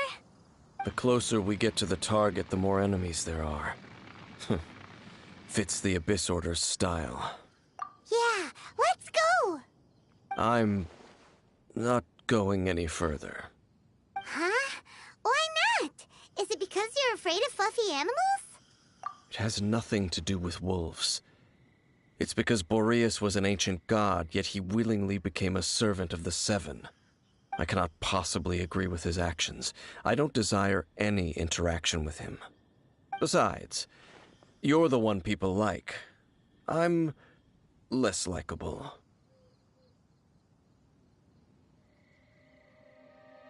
I have no problem interacting with people, but interacting with gods, that's a different story. It's just my opinion, but a word of advice. Always be on your guard when around gods. You shouldn't place too much trust in them, but at the same time, don't go too far in the opposite direction. Don't go trying to overthrow them or hunt them down, even if the god in question is your sworn enemy. Don't trust them and don't hunt them. That's some awkward advice. Lest I repeat the failings of my forebears, I will tell you one final fact. Huh? What fact? The destruction of the nation of Khaenri'ah by the gods is the reason the Abyss Order now seeks to destroy the nations watched over by the Seven. Well, enough chit-chat. We should get back to business. I will go take care of the remaining Abyss Order members in the area. Try and keep your visit with Boreas brief. Afterward, let's meet at the entrance to Wolvendom. Up, there he goes. What a strange man. Yeah, that's true. You also keep your guard up against unfamiliar gods. At the Rite of Dissension in Liyue, your decision was very similar to what Dane would do. Not the easiest situation. Honorary Knight, Paimon, what are you two doing here? Oh, Master Jean! So glad we found you. Rosaria told us that you came here to fight the Abyss Order, so we came to help. Then your help is greatly appreciated. The Abyss Order's sudden offensive is very strange. They have surrounded Wolvendom. I am preparing to send out some knights to fight back. I just scouted out all of Wolvendom, but I did not see you. Rosaria told me that the Abyss Order is going after Boreas. But the Abyss Order and Boreas... what is the connection between them? They just like to cause trouble. Do they really need a reason? The Abyss Order already went after Dvalin. It's not too surprising that they would also go after another one of the Animal Archon's buddies. That is true. Regardless, whether the reason behind the present threat is clear or not, I will handle the situation. Honorary Knight, please go and check if Lupus Boreas is in any danger. This god's spirit... he does not often see people, but I hear that you have met him before. Maybe it is best that you are also the one to meet him this time. Okay, be careful. Thank you for your help, Honorary Knight of Favonius.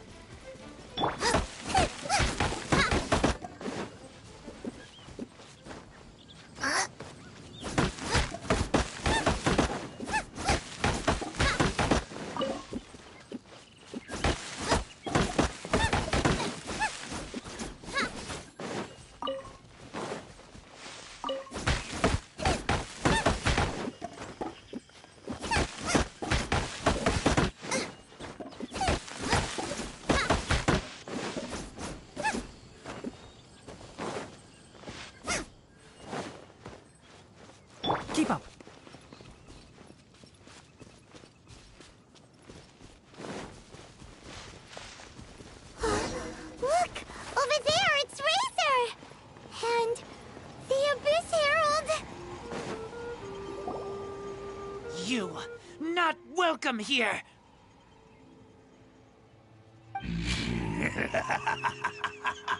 So, the wolf's wretched spirit likes to raise wild pups now. You claim to be a guardian, yet your once sharp claws have clearly dulled since your days of godly glory. If you serve us, we can restore your divine powers you once held in the past. Lies. Lies. What the heck is this ceremony? He looks like he's in a lot of pain. Oh no, is this the same thing they did to corrupt Dvalin's mind? Wolves never surrender! But this can't go on. No matter how many times you resist us, your efforts are all in vain.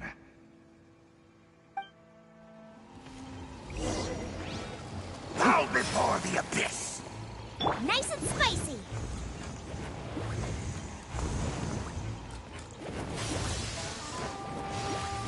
Hey-ya!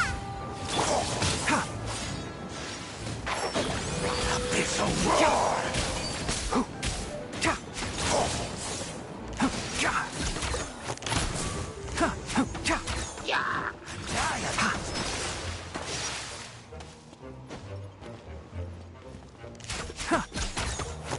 One with the forest.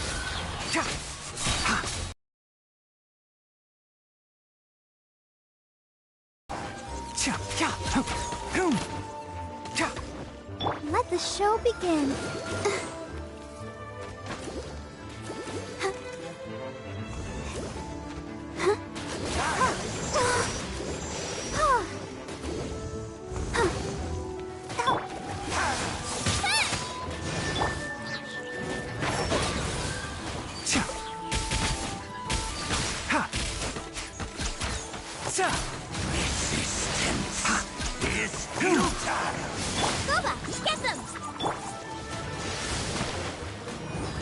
Enshroud!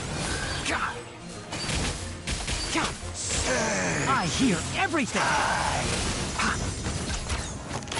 The end will come! Keep up! Can't see?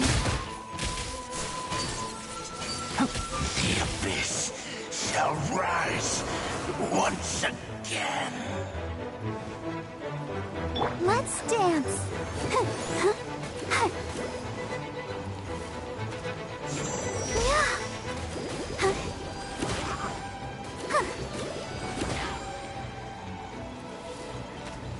One with the forest.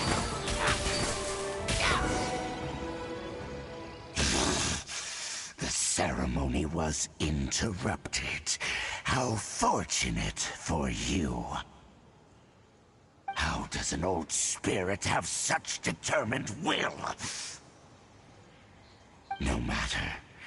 This is but a small unforeseen variable. Our grand scheme will not be affected.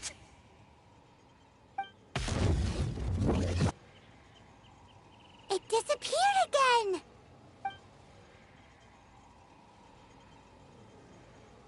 Thank you. You came. Just in time. Human Lupercal. I am ashamed that you must see me in my present state. But still, the Abyss Herald underestimated my strength. Lupus Boreas never refuses trial, but scary outsider, not respect trial rules. I too didn't see the trap. Wait, so you mean the Abyss Order had everything prepared to corrupt Lupus Boreas' mind, then lured him out under the pretense of challenging him in a trial? Thank you. In the future, my claws must get sharper. You smelled danger and came here? No, we heard about the danger. Paimon's nose doesn't even know what danger smells like. Besides coming to help, we actually have something to ask you about, too. Excuse us, Mr. Wolf God. Do you know anything about the first field tiller? I pay no heed to the contraptions of humans. I know not what this field tiller is. Though there was indeed one human-made machine that I can never forget. It entered into my proving ground by accident, and I mistook it for a challenger. But it could not think, only fight. It was designed as a pure killing machine from top to bottom. I eventually damaged it greatly with one of my attacks. Before it fell to the ground, it fled the proving ground.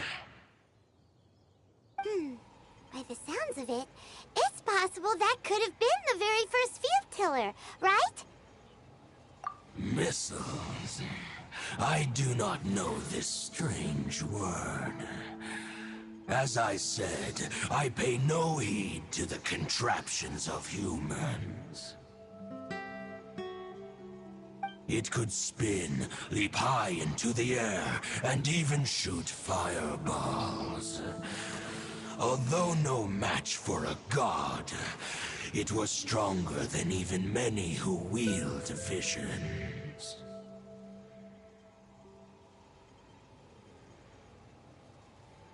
Fireballs? Hey, didn't we hear this somewhere else recently as well? Anyway, this pretty much proves that the first field tiller came to Mondstadt, doesn't it? It sounds like the first one was way stronger than the mass-produced ruin guards that came after.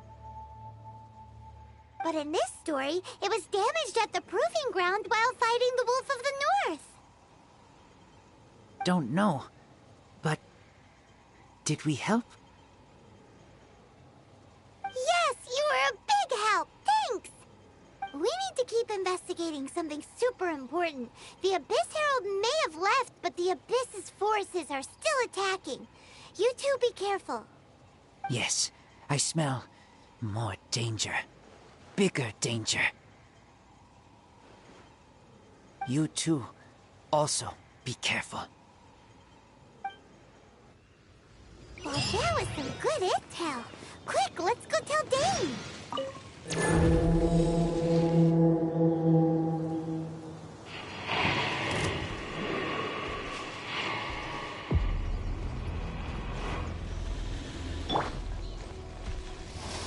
Nice and spicy. Can't see?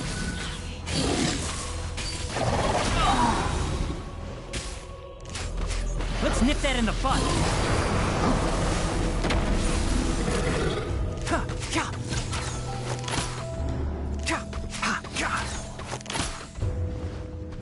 Out of the frying pan, into the fire.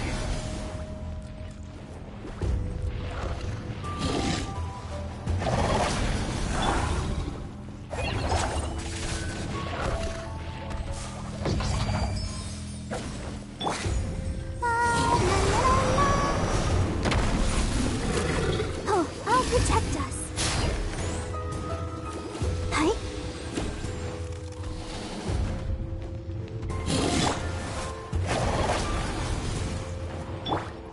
One with the forest.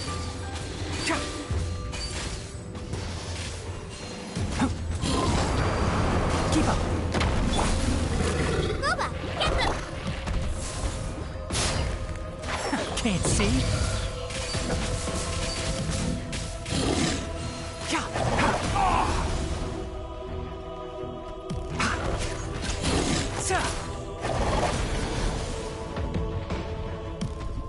Let the show begin. Huh. Huh. Oh. Huh.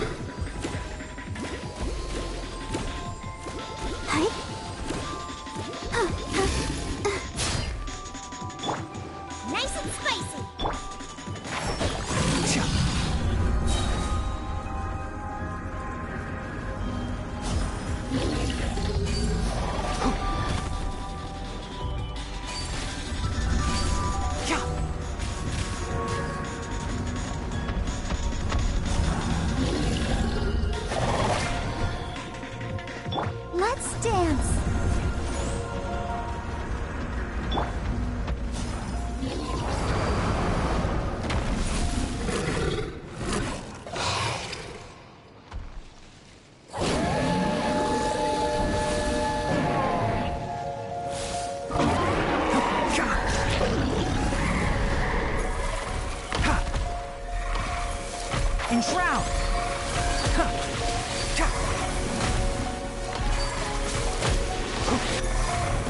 I'll bury you! Let the show begin. Hi. Huh. Go, Barbara, go! Huh. Hi. Yeah. Huh. Huh. Ink!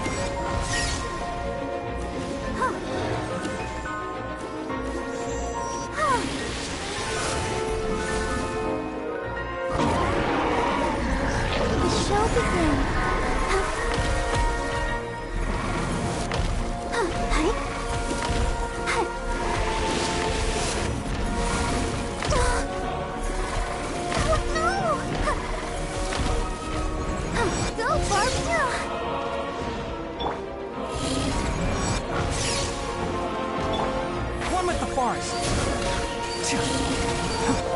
I hear everything.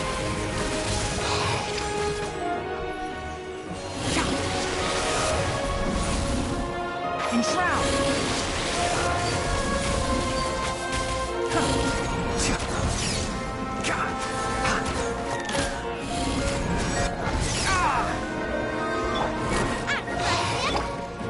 Can't see.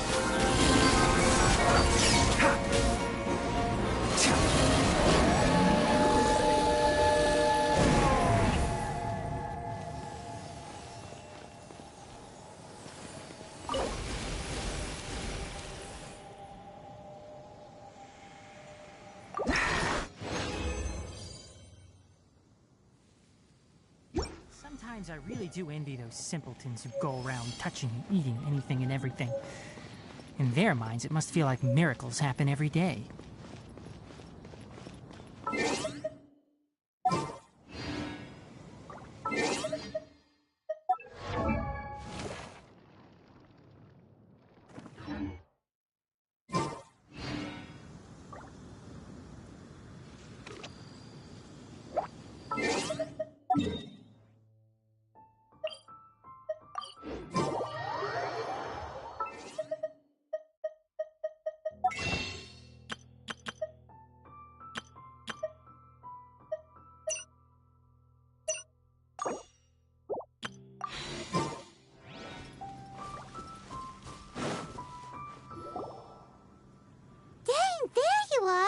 Did you see Master Jean? I saw her, but purposely avoided her. As both the Lion Fang Knight and acting Grand Master, she naturally would have some reservations towards me. If I'm not careful, one day I may find myself becoming the object of one of her investigations. But back to the matter at hand. I defeated some of the Abyss forces, but wasn't able to gather any information. Did you have more success?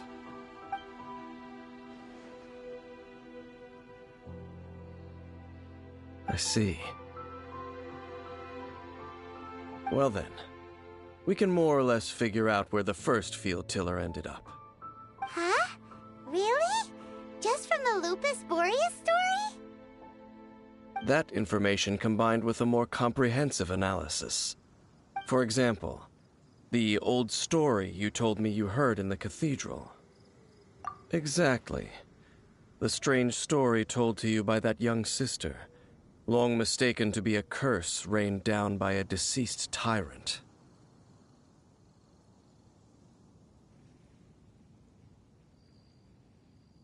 Ah, Paimon gets it! So the tyrant's final fury was really just missiles fired from the field tiller after it ran from Wolvendom. After it was damaged in the fight with the Wolf of the North, It must have wandered into the ruins of Old Mondstadt and stayed there. Then, whenever anyone got close, pew, pew, boom! It would fire a ton of missiles at them. Until one day, it finally broke down for good, and the fireballs stopped raining from the sky. Back then, the people of Mondstadt hadn't seen many ruin guards before, so they came to interpret it as the Tyrant's final fury. It looks like we need to make a and comb the entire area.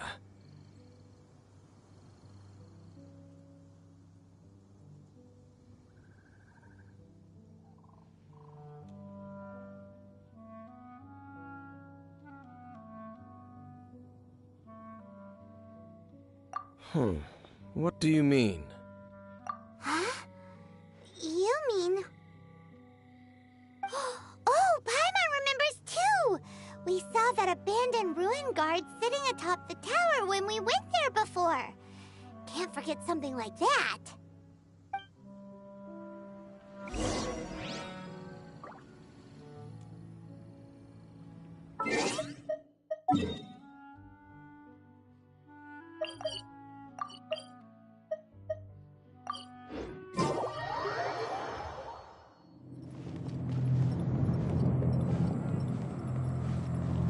Keep up.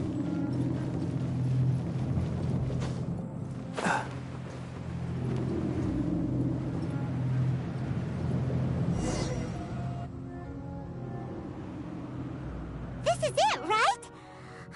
Okay then, use your elemental sight to look for the eye. Ooh, so what did you see? Huh? Nothing? Oh, but Paimon was so excited! What's going on? Are you sure you did it right? This requires another method. Using elemental sight on a field tiller is of no use because it is not powered by the elements. Let me give it a try.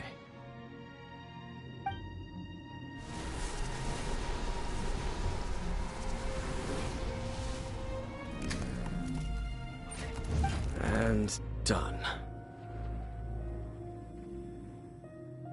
Wow! It's the very thing the Abyss Herald has been seeking all along. The eye of the first field tiller. All of the ruin guards today are just replicas of this machine. As the prototype, its combat capability was unrestricted. Prototype? Oh, Paimon doesn't know that word. Is it another ancient term from Conria? As the Abyss Order has surmised, if this eye is placed in the hands of the defiled statue, and if the limbs of Osial, Overlord of the Vortex, are attached to the statue, there you have a mechanized god. And this newly born god will have the power to topple the divine thrones of Celestia. Yes. Then, what should we do with this eye? No. I'll guard it myself. Huh? You? Dane? You won't go and do anything crazy with it, will you? You may doubt me if you wish, but I must ensure it does not fall into the wrong hands.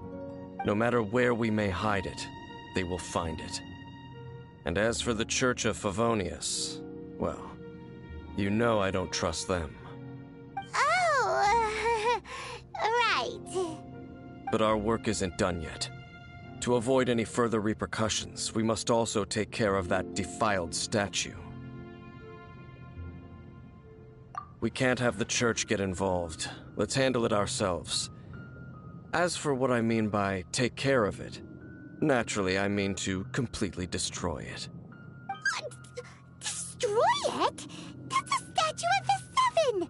As well as being a really important cultural relic, they're actually divine too! Well, good thing we didn't tell Barbara earlier. Otherwise she'd be going completely bonkers right now! Do the Seven really expect me to help them look after what belongs to them? Let's go back to those ruins and destroy the inverted statue. If we are lucky, we will also run into that Abyss Herald. I'll make sure it doesn't get away this time.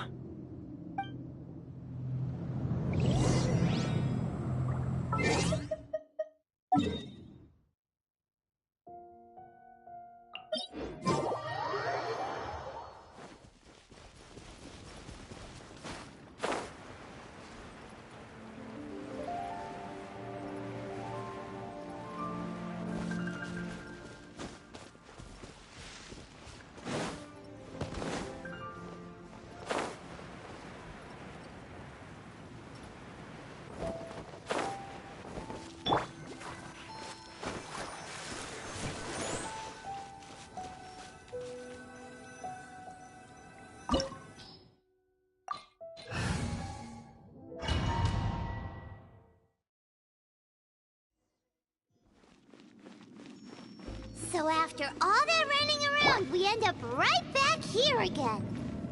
Look at us. We barely escaped this place last time, and now we're strolling right back in.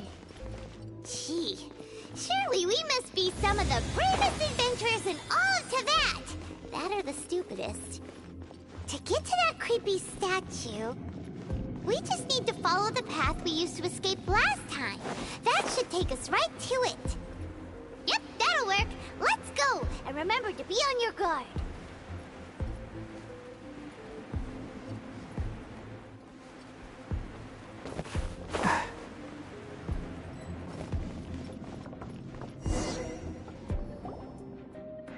Looks like we're here. An eerie, lifeless, dark chamber. I understand the evil aura you were describing earlier.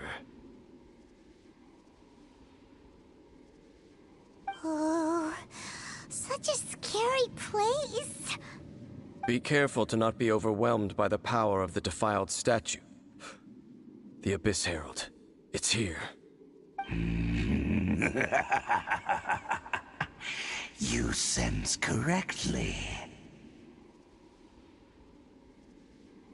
You are just as vexatious as ever, Dainsleif, enemy of the Abyss.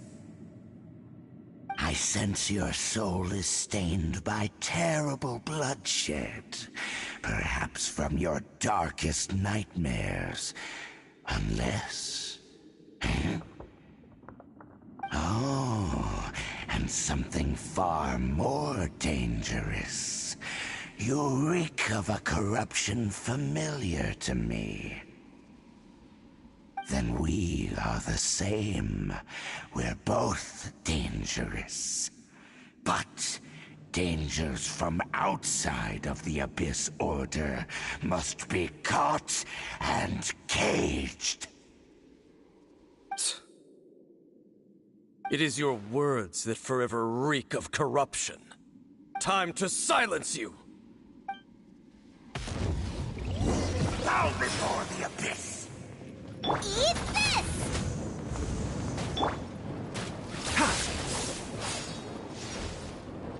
Enshroud!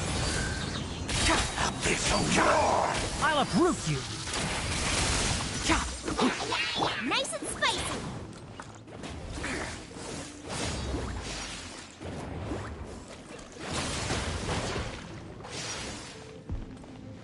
Come on! We can do it!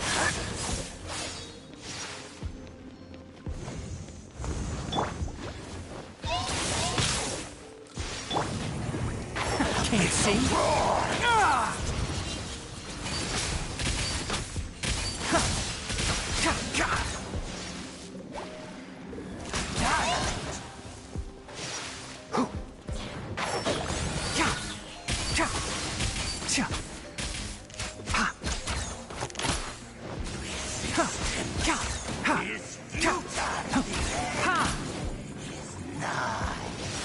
One thing after another.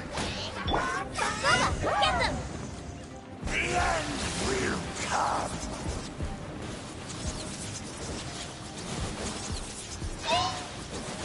Enshroud!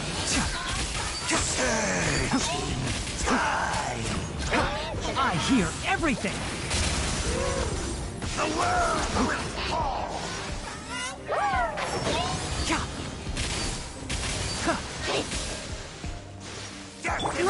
chance.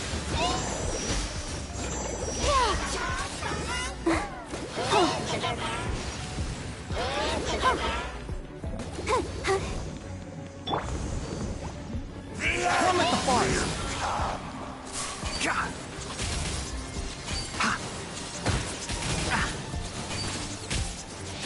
The world.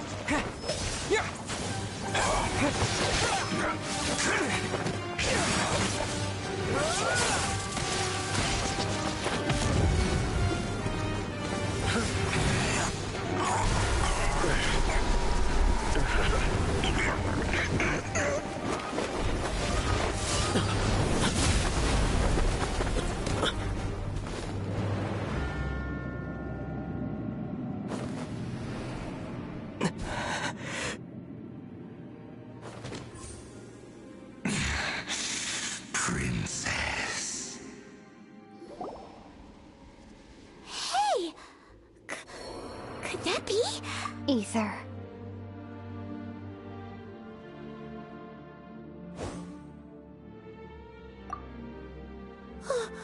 Wait!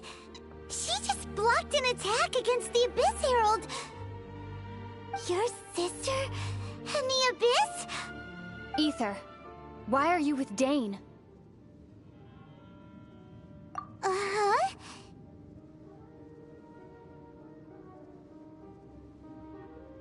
Your sister knows Dane? Lumine, we meet again. What's going on here? Dane knows her too? You shouldn't team up with this man. He is my enemy.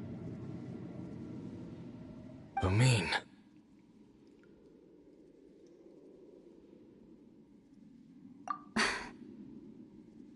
But it must be said. Don't try to stop me. Don't try to stop the Abyss.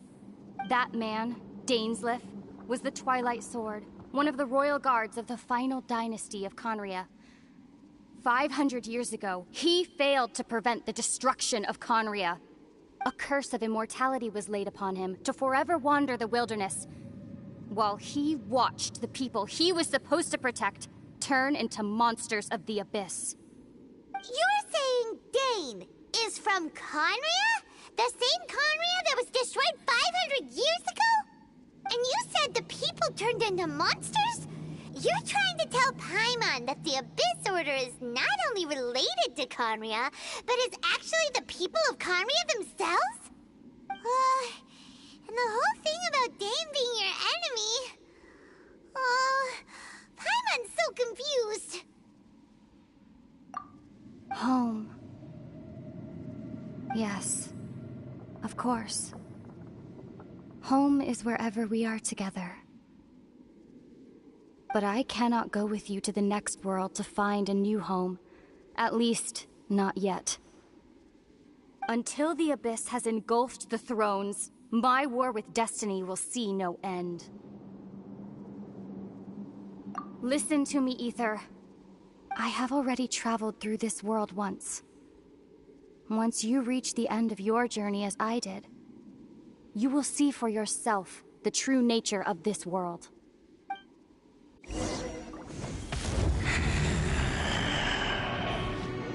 So we'll meet again. Though we need not rush, brother. I have more than enough time to wait for you.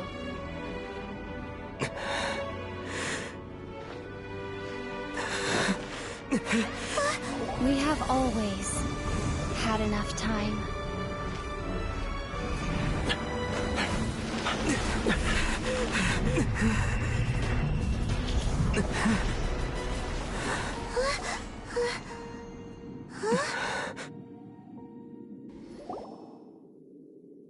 They left. Oh, don't be too sad. We'll find them again. Look on the bright side. At least we got some really useful information. Really? You sure? At least now, as well as the Seven, Dane is also a key part of finding your sibling too, right? That's right. By the way, what they said just now is all pretty confusing. Did you understand it at all? Oh, well then, let's go over it again.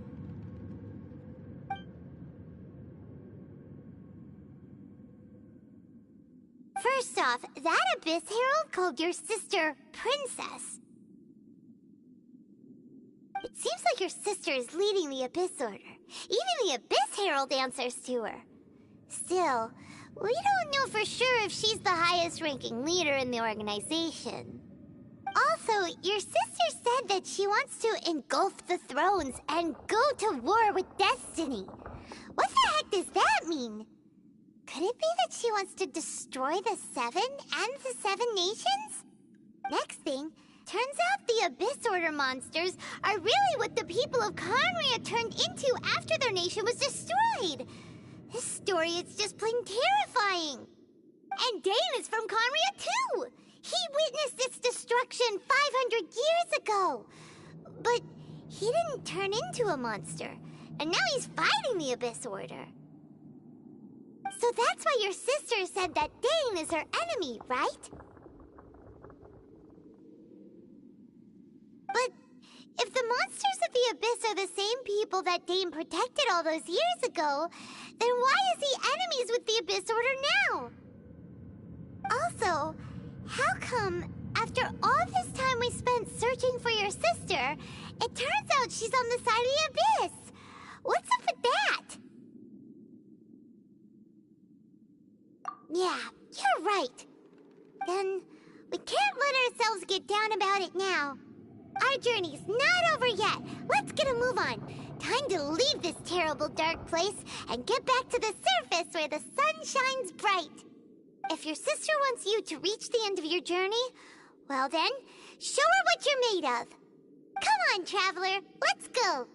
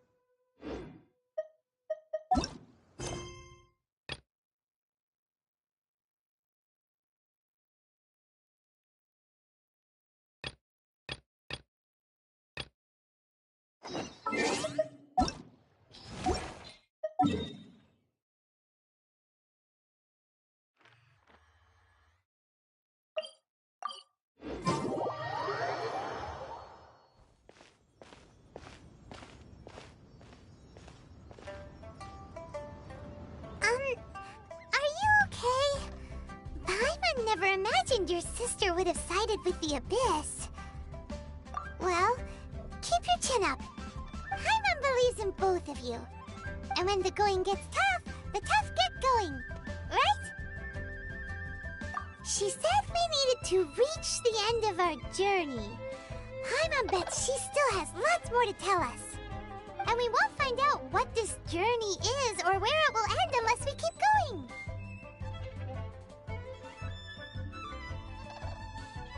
Aw, don't mention it, partner. Travel buddies are supposed to look out for one another.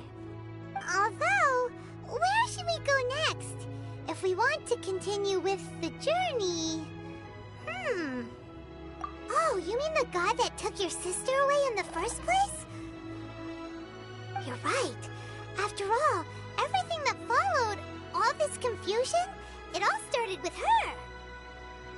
Ooh, Paimon supports that idea. Just the thought of it's so satisfying.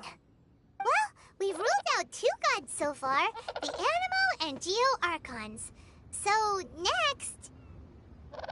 Paimon doesn't think we can simply walk into Inazuma. Zhongli said it was a closed nation.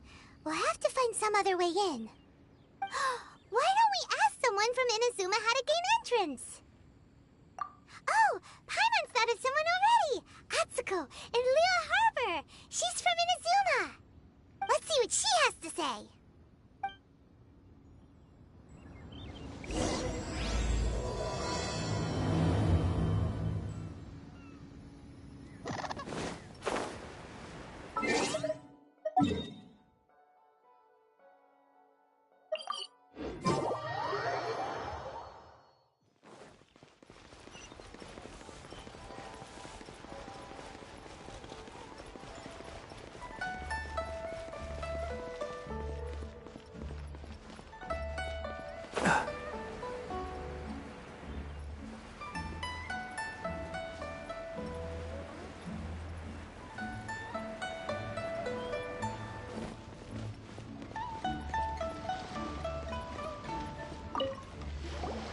Oh.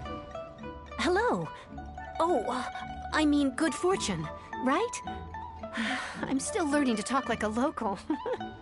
Is there anything I can help you with? We wanted to ask, how do we get into Inazuma? Oh, so that's why you're here. Well, there is a way. Great! We came to the right person! But the chance of success is incredibly small. Huh. Incredibly small? Then how did you get out of Inazuma in the first place? It was in leaving Inazuma that I found out just how dangerous this method truly was. All I had to rely on was a little wooden raft that I'd put together myself. There was a storm raging ahead of me, and my pursuers were close on my tail. After I'd escaped their clutches, I floated on the open ocean for I don't know how many days. My rations and fresh water supply soon ran out, and I remember getting to the point where I was sure I'd reached the end. Then, I blacked out. But, to my surprise, my journey didn't end there. Or to put it another way, a new beginning found me. Ah, that's right. I escaped by the skin of my teeth. The fact that I'm even alive to tell the tale must be a sign that the gods were watching over me. What a horrible journey! And you set off knowing how dangerous it was? Why? Well, because everything is just too restrictive over there. The atmosphere is so stifling. The Kanjo Commission subjects everyone leaving or entering the nation to a protracted approval process, and I felt like I didn't belong there. Kanjo Commission? What's that? Along with the other 2 commissions, they oversee everything in Inazuma. We usually collectively refer to them as the Tri-Commission. I suppose they're equivalent to the 8 trades under the Liyue Chising. One of the obligations of the Kanjo Commission is to conduct rigorous identity checks on all individuals leaving or entering Inazuma. All non-nationals are processed centrally on Rito upon arrival. Meanwhile, the Tenryo Commission is responsible for implementing the recently promulgated Vision Hunt Decree. They act like the executive arm of the Raiden Shogun's rule. Loyal, yet unfeeling. It doesn't feel good to speak ill of my home like this. But after spending so long under that oppressive atmosphere, I begin to lose all hope for the future. What I mean to say is, unless you have an extremely compelling reason to go to Inazuma, you should abandon your plans of trying to get there. You should know that the sea around Inazuma is engulfed in a perpetual tempest of wind and rain. Supposing you survived that, you would still need to get past the samurai guards that enforce the Sakoku Decree, the closed nation policy of Inazuma. And even if you did manage to find a way, you'd still have to produce the necessary documentation at the Rito Center for processing Outlanders. Otherwise, you'd be kicked out immediately. Seems like they really don't want anyone setting foot in Inazuma, huh?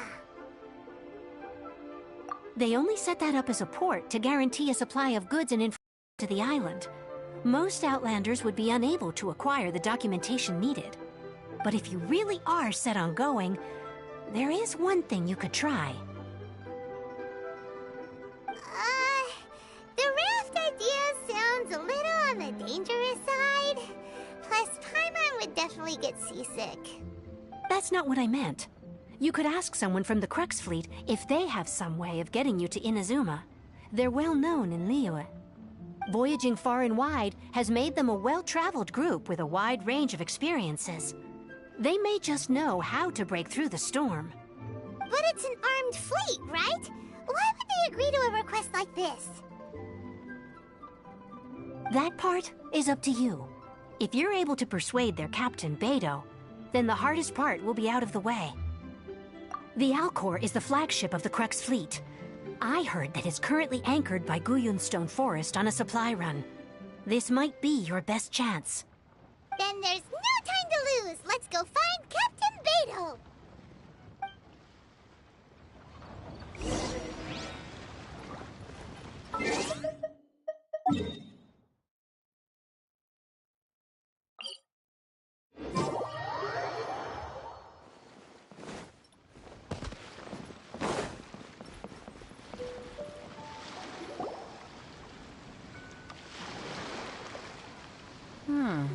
Who have we got here? Wait, I know you. You're that traveler, aren't you? The one who fought against the Fatui and Osile, right? Ningguang told me about you. A traveler of great insight and remarkable skill has saved Liyue, she said. She's a hard one to please, so praise from her is high praise indeed. I remember thinking at the time that it'd be good to meet you in person. Judging by the clothes on your back and this floating thing, I guess that time has come. Hey! The name's not Floating Thing, it's Paimon! Paimon? What a fascinating being. You two give off not only the essence of wind and earth, but also of... yes, the stars. Huh? The fragrance of what now? That's the weirdest compliment Paimon's ever heard. Pay it no heed. I mean only to say I am certain that it is by fate, not chance alone, that we should meet. And that gives our encounter meaning. I prefer other means of entertainment. This young man is Kaidahara Kazuha, a temporary addition to my crew for reasons I won't bore you with. Occasionally he opens his mouth and flowers come out instead of words. With this fine ship and the soft sea breeze, would it not be romantically irresponsible of me not to acknowledge it with a line or two of poetry? No, I can't argue with that. Okay then. Once the clash is underway, I'll give you a chance to perform. Only if the mood takes me, of course. Poetry for poetry's sake tends to lack meaning. Hey, you don't want to pass this opportunity up too easily, especially seeing as our great hero here might be in attendance. Oh, wait a minute. What's the clash? Also, just to clarify, by great hero, do you mean... Huh? I thought you might be here to sign up. You're telling me you've never even heard of it? The Crux Clash is a martial arts tournament that I hold.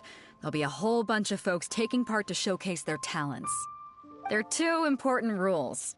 1, competitors must be renowned fighters. We want those with real martial arts ability, not just people taking part for the fun of it. So, you've got nothing to worry about there. I don't think there's anyone out there who hasn't heard of you. 2, you can't take part if you've got a vision. Otherwise, things get a little one-sided. You must be feeling confident, but you might want to watch out.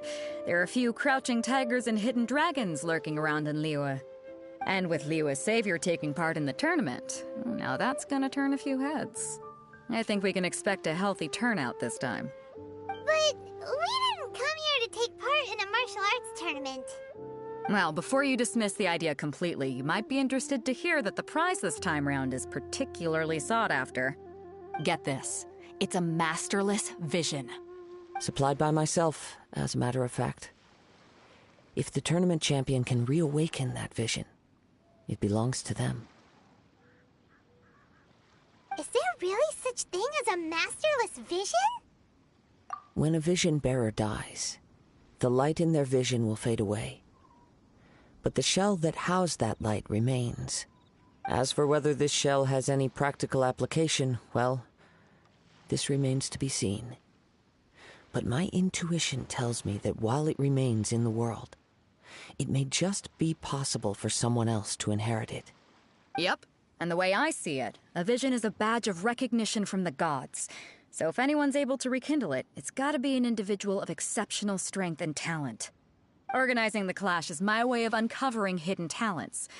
And hopefully this time, getting a vision to glow again. So if you don't have a vision, this is the perfect opportunity to get your hands on one of your very own. Yeah, we're interested in getting to Inazuma, not fighting in some tournament. Inazuma? You want to go there? Well, why didn't you say so? Inazuma, no sweat. In that case, if you win the tournament, I'll give you a choice. Masterless Vision, or a ticket to Inazuma aboard the Alcor. Up to you. You just want him to take part in your tournament! What's wrong with that? The more talent we have, the better the tournament will be. I couldn't let a competitor like you fall through the net. What are we gonna do? Looks like we pretty much have to do this tournament if we want to get to Inazuma. Great. Then let's get you signed up.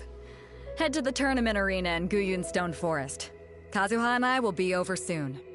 It seems like it will only be a matter of time before the answer is revealed.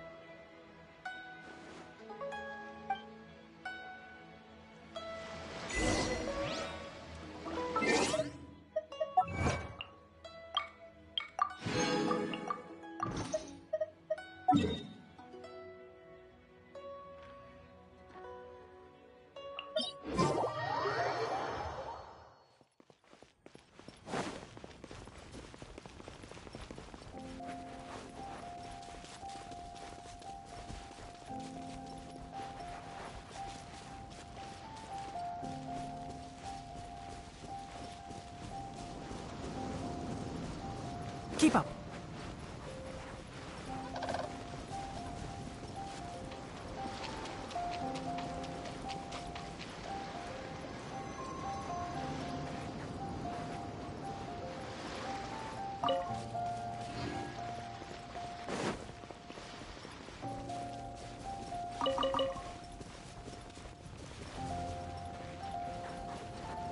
Before we sign up, let's see who the other competitors are. Beto said that they had to be renowned fighters. Who will we be up against? Hello? Are you here to compete in the Crux Clash? You bet I am. Have you put your names down yet? Well, I'd have a look at the entrance criteria if I were you. Then allow just anyone to take part. The Clash is a comprehensive test of fighting ability. Anyone who turns up for show over skill is gonna get their butt handed to them. Nobody wants to see that, right?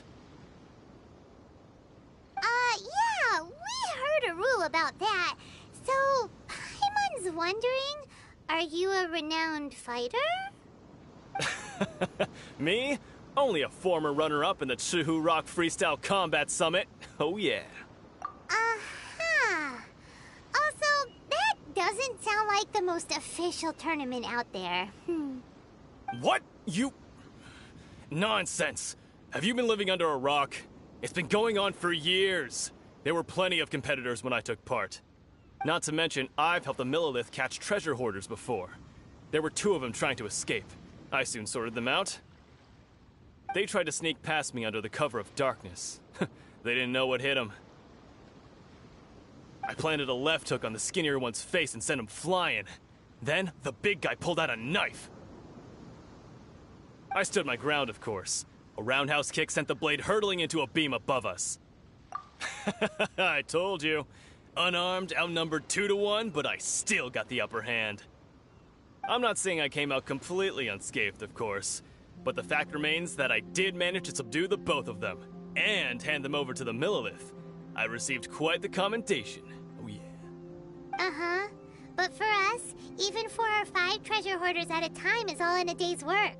Mm-hmm. Alright, we're gonna keep looking around. I'll see you in the arena, but I don't plan on losing to a pair of children anytime soon.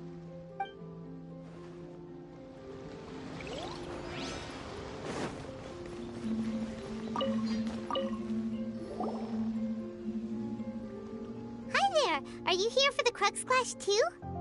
That's right. Nothing beats real-life combat for honing your skills. That's what our master taught us.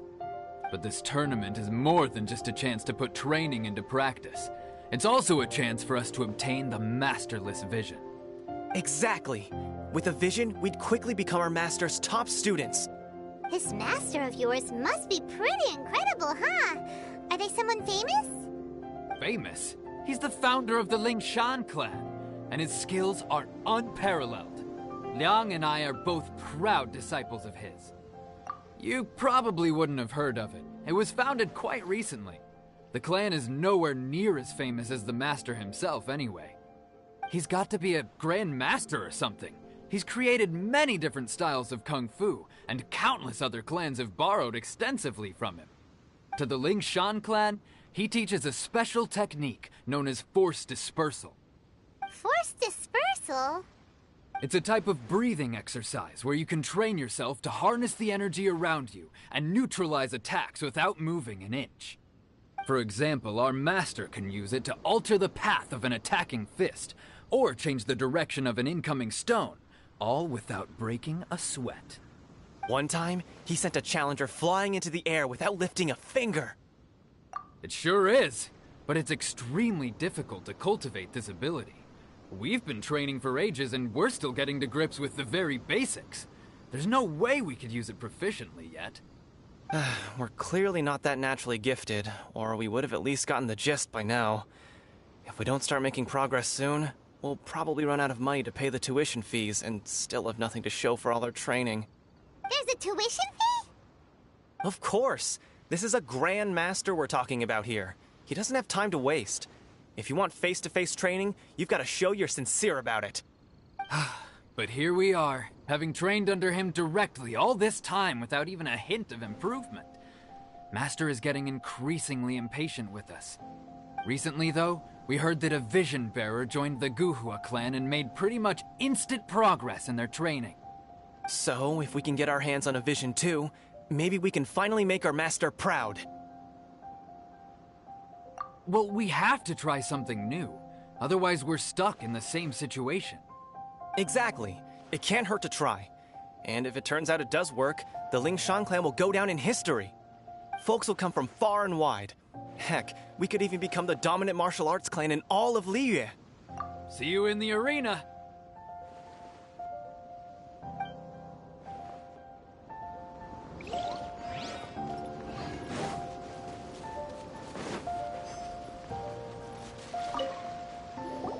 Hey, youngster. Are you here for the Crux Clash too? If so, seems I found myself another new adversary.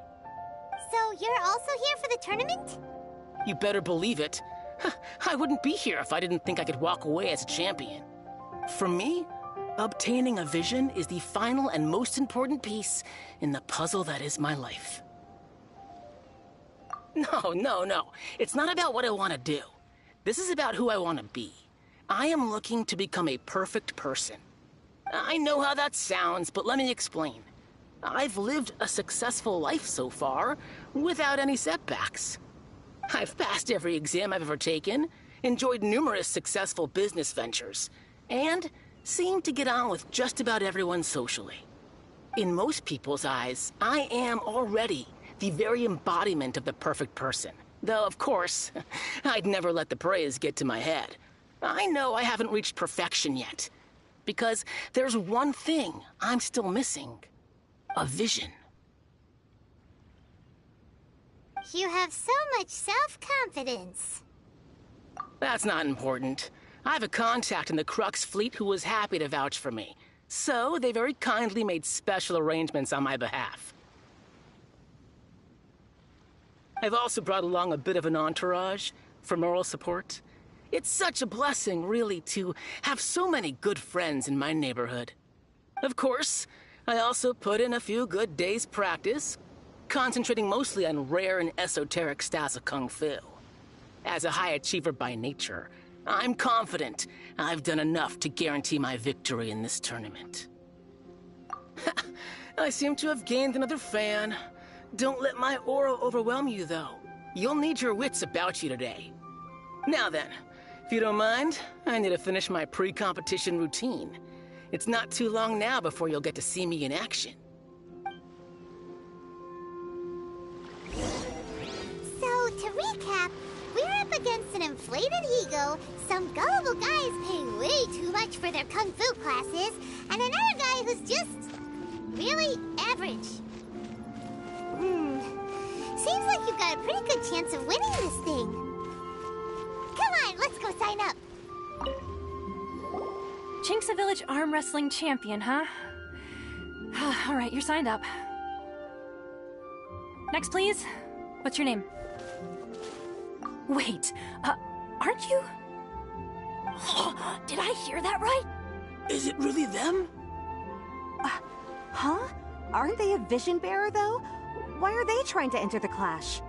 I have to ask, aren't you the traveler that helped Liyue fight off that ancient god? Oh, it's really him! The one that spoke with Lady Kuching at the rite of parting. I wonder if I can get his autograph later. I trust you are aware that only those without visions can enter the tournament? Really?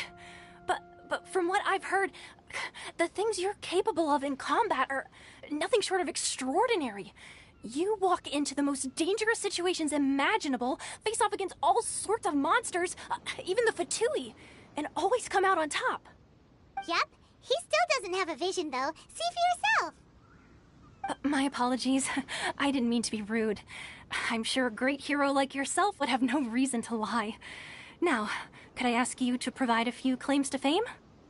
It's just a formality for you, of course, but I have to make a record of competitors' achievements as part of the sign-up process.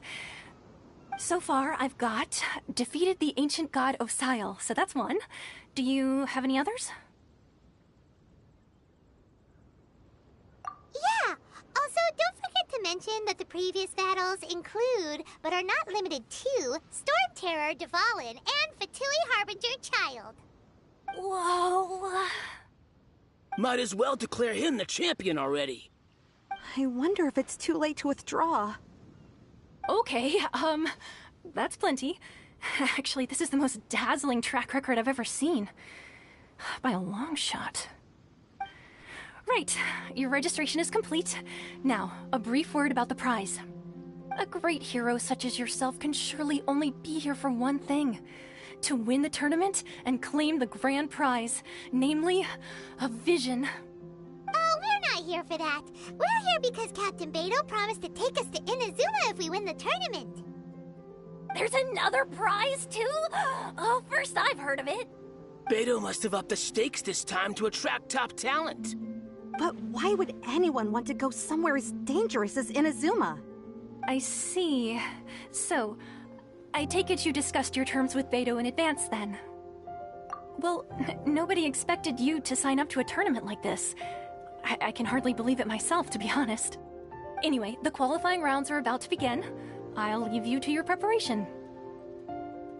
Hey, so Paimon's thinking about that whole no vision bearers rule in this tournament. Even though you don't have a vision, most people in Teyvat think that you can't manipulate the elements without one. So Paimon thinks you probably shouldn't use your elemental abilities during the tournament. You know, just to avoid any misunderstandings. In any case, looking at the competition, it should still be pretty easy for you to win, even without using any elements, right? All right, it's showtime! You got this! You seem like you're raring to go. Are you ready to compete? Good. Then please follow me into the arena.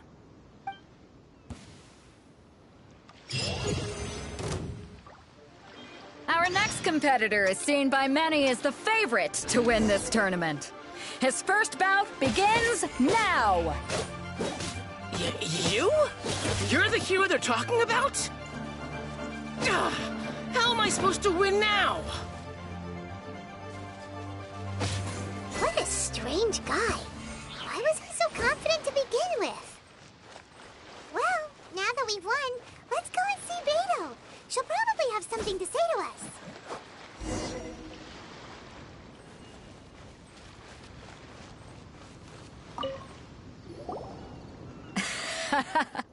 I knew I wouldn't regret introducing you as the favorite. So, what do you think, Kazuha? He totally dominated that guy and did it with style, too. Impressive. But I also observed our favorite exercise some restraint, as if to protect the opponent from serious harm. Well, I've fought my fair share of battles, both big and small. And I say, after the show he put on just now, he's more than convinced me of his ability. So come on, we all know you've got a wide vocabulary in there. Can't you spare a word or two to congratulate our up-and-coming champion? All right. Let me think how to aptly phrase these words of praise. You fought well. All right then. I was thinking your inner poet might want to join in the fun, but I guess I shouldn't put you on the spot like that. You know, a lot of competitors came to me saying how surprised they were that Liyue's hero was entering the tournament. And since you signed up, we've had many others do the same, with more than a few top-tier fighters among them. I'm sure lots of them are here to find out how they stack up against you.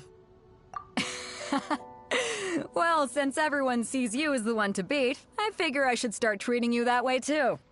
For one thing, we don't want you wasting all your energy in the early rounds fighting people who are well below your level. Not to mention, you must be itching to fight someone in your league too, right? So, I'm putting you straight through to the semifinals. Huh? But we only just started the qualifiers. Seems like a crazy system if we just skip straight to the semifinals. This is how Captain Beto works. You won't persuade her otherwise. Besides, at your level, you would have made it to the semifinals anyway. Huh.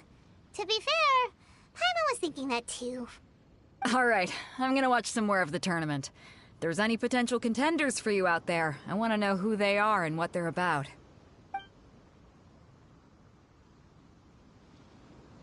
We're finally here, folks. The Rails show is about to begin. The captain seems to have high hopes for this tournament. I have not seen her so excited in quite some time. Your opponent has fought many rounds to get to the semifinals. This makes him a seasoned warrior. You may well be stronger than him, but this should not give you cause to lower your guard. Very well. Show me that you are ready to push through the storm that lies ahead. Alright, that's enough chit-chat for now. The audience is waiting. Go find the crew member that signed you up. She'll take you into the arena.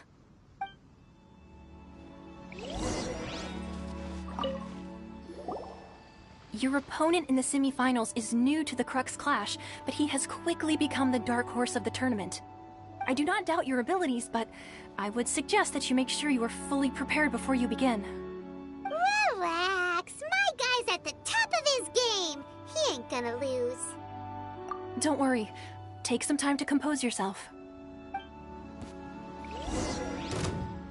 At last, the moment we've all been waiting for. The semifinals have begun. Who's it gonna be this time? The hero or the dark horse? I don't care about the prize. You're a strong opponent. That's what I'm here for.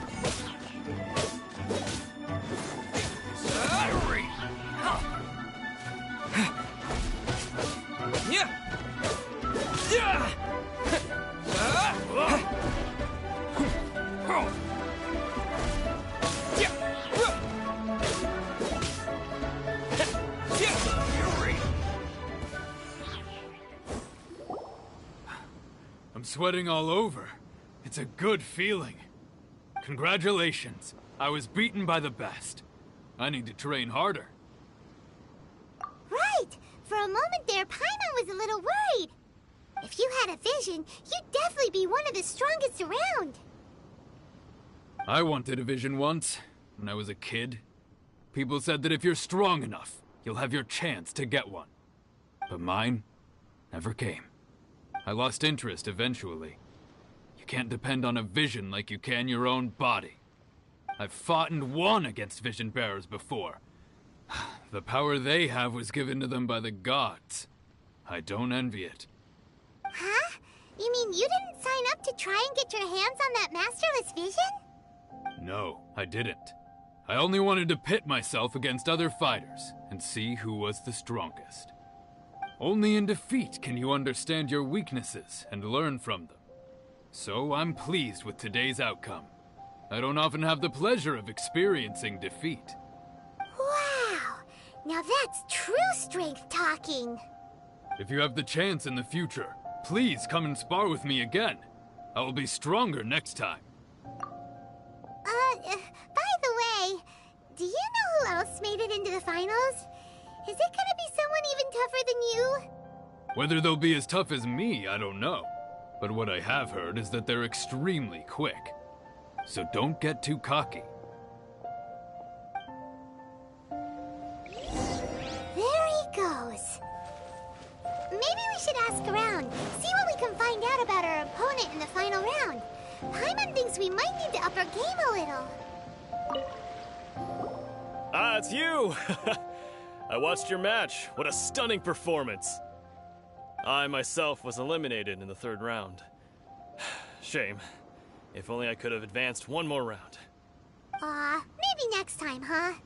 By the way, do you happen to know who else advanced to the final round? Why, yes. He's the same one who defeated me.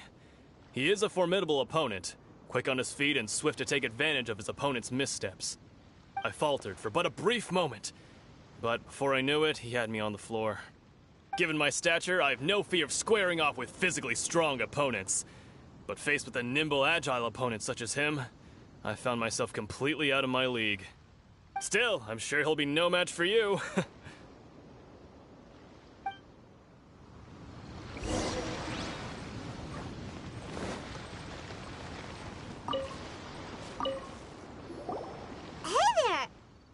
Well, where did the other guy go? He tried to use force dispersal to deflect a punch, but instead he took it straight to the nose. There was blood all over the place. His opponent was pretty freaked out by it. He kept asking him, "Why didn't you dodge?" But he was pretty much out cold by that point and couldn't reply. "Why don't you dodge?" they ask. Because to not dodge is the very essence of Lingshan clan kung fu. It's just that he hadn't quite mastered it yet. Don't even get me started. I spent all my energy helping him get from here to the boat to take him back to the harbor. But by the time I got back, my scheduled match time had already passed and I had to forfeit. I don't dare tell my master about this, otherwise I'd never hear the end of it. Sorry, I shouldn't be complaining in front of you like this. I'm afraid I'm still a bit out of sorts at the moment, so I probably won't be able to help you with whatever you were here to ask me about. Oh, alright then. Hope your buddy makes a swift recovery. Hang in there. Thanks, I'll do my best. We still haven't got any useful information yet. Maybe... You gave an outstanding performance. Truly commendable. I could sense that you're not familiar with bouts of this kind, and it could have cost you the match. But you were quick to adapt, and managed to claim victory over your opponent. That is a most invaluable skill. In fact, I discerned this not from what I saw, but what I heard. The ground beneath your feet, and the pattern of your breathing. But it is nothing remarkable, for I discerned nothing more than Captain Beidou did. He's right. But in my case, I was purely relying on previous experience. I guess not using your elemental powers must be quite new for you, huh? We wanted to ask about who our opponent will be in the final round. Do you think they'll be stronger than the one we faced in the semifinals? Not exactly. Contenders that reach the finals aren't necessarily stronger. They tend to have something unique about their style. As for the guy you'll be facing, his skill lies in his speed, and he has superior form. It's also obvious that he's seen his fair share of battles. What's the matter? Worried that you've bitten off more than you can chew this time? If that is the case, then I have a proposal for you. Let's go somewhere a little quieter, shall we? I haven't properly introduced myself yet. In the land of Inazuma, I was a wandering samurai. Yeah, we could tell that from your getup. But at the same time, when you talk, you don't really sound like someone who's used to waving a sword around. It is true that I am versed both in literary and martial traditions.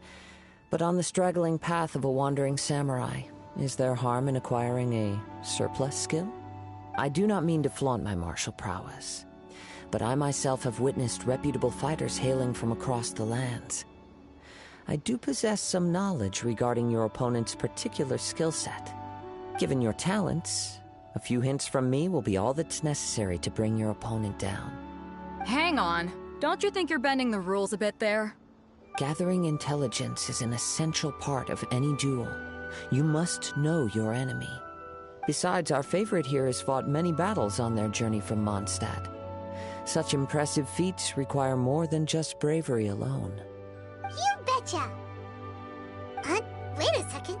We never told you that we've been to Mondstadt. Does one not leave a trail when traveling through the wild? In return, nature also leaves its traces upon you. However, there is only so much that can be discerned from these traces. I sense that many things about you elude me still. These are the things I am curious to know about. Come with me. Some post-match entertainment is in order.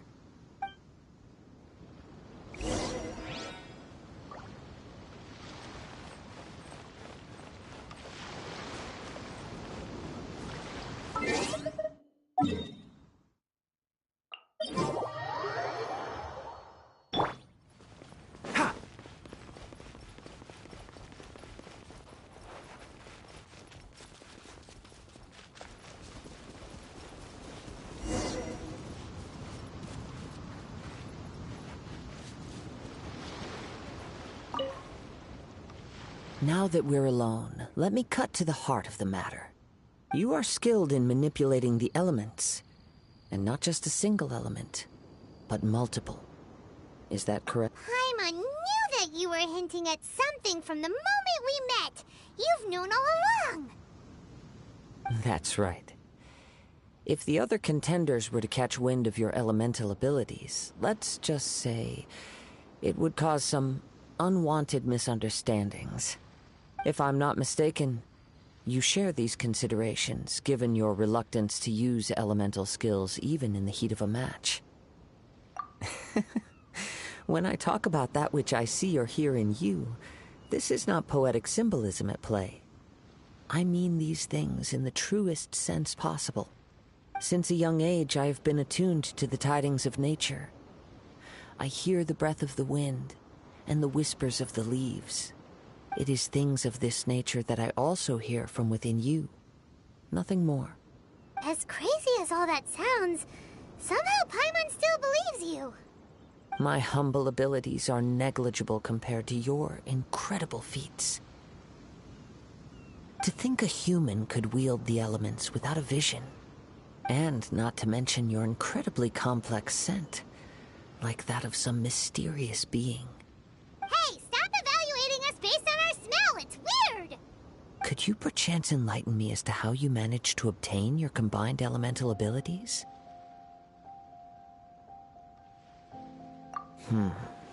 Extraordinary. So then, might I be so bold as to inquire how exactly it is that you learned to channel elemental energy and even wield it in combat?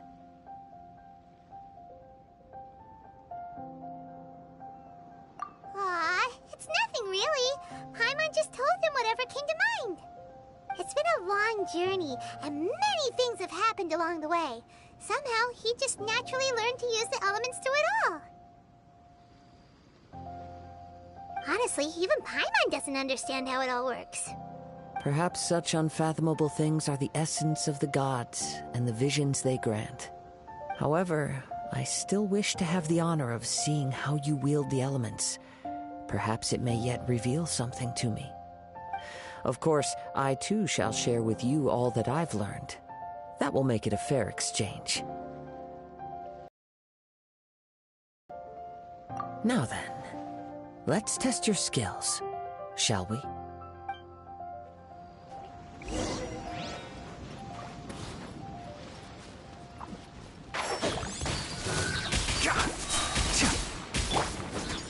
Nice and spicy. Let's nip that in the bud. Can't see?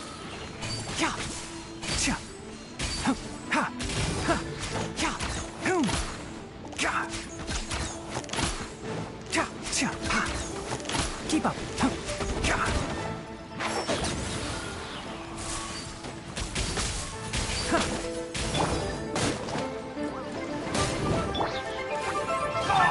Who do you think you are? Enshroud!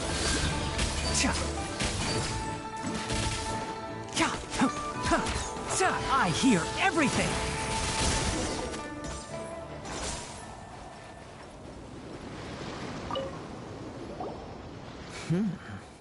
Your skills in battle are truly beyond reproach. Even with your opponent's speed, he shouldn't be able to overwhelm you. Your opponent is skilled at controlling his breathing and maintaining balance, which enables him to execute moves that many would find impossible. He relies entirely on the element of surprise to defeat his opponents. In other words, as long as you remain mindful of his ability to detect weak points, then his attacks should pose no threat to you. Please, save your thanks. If anything, I should be thanking you for the opportunity to witness your command of the elements that defies all known principles. The world is a truly mysterious place, it seems, and one will always encounter that which is still unknown. You seem kind of obsessed with visions, but don't you already have your own? Why are you so intent on exploring the connection between visions and the elements? I desire to know what meaning visions have to the gods, and what influences the gods' decision to grant humans these visions. My apologies. You must be completely in the dark regarding such matters. For allowing me the honor of witnessing your mystical ways, I am willing to answer any questions you may have regarding Inazuma. So that's what you're curious about? Then allow me to tell you more. As you well know, a vision hunt decree is currently underway in Inazuma. Visions are a gift bestowed by the divine. People that have accepted this gift are now having their visions confiscated inexplicably. Sometimes in circumstances that leave their original recipients dead. In the outset, supposing each of the 7 Archons had their criteria for granting visions to living beings, then does the current Electro-Archon now doubt these criteria, or even the act in and of itself? Not to mention, with no new Electro-Visions having been granted for such a long time, it would seem that we can infer something of the Raiden Shogun's feelings on the matter. She sounds less like an Archon and more like a tyrant. As far as I know, she is an Archon that pursues eternity. She will relentlessly carry out her will with no regard to what others may think or feel. Liyue's contracts are meant to benefit all who reside within Liyue. But what does Inazuma's pursuit of eternity bring to its people? It goes without saying that the people locked within Inazuma do not fare well these days. Sounds a lot like something the god you encountered in the beginning would do. Oh? Have you encountered the Electro-Archon before? With time, we will change. But the Shogun will remain the same. If you wish to find her, she will forever be there. There will come a day when I too shall wish to understand the answers to eternity from her. Ah, the time for your match is approaching. Oh, right! We got so distracted talking about Inazuma that Paimon forgot all about the tournament! If you have no other matters to attend to, then we can return together.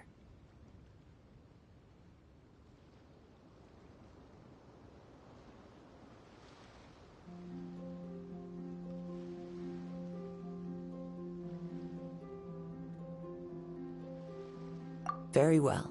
Let's go. I wish to see who will obtain the vision.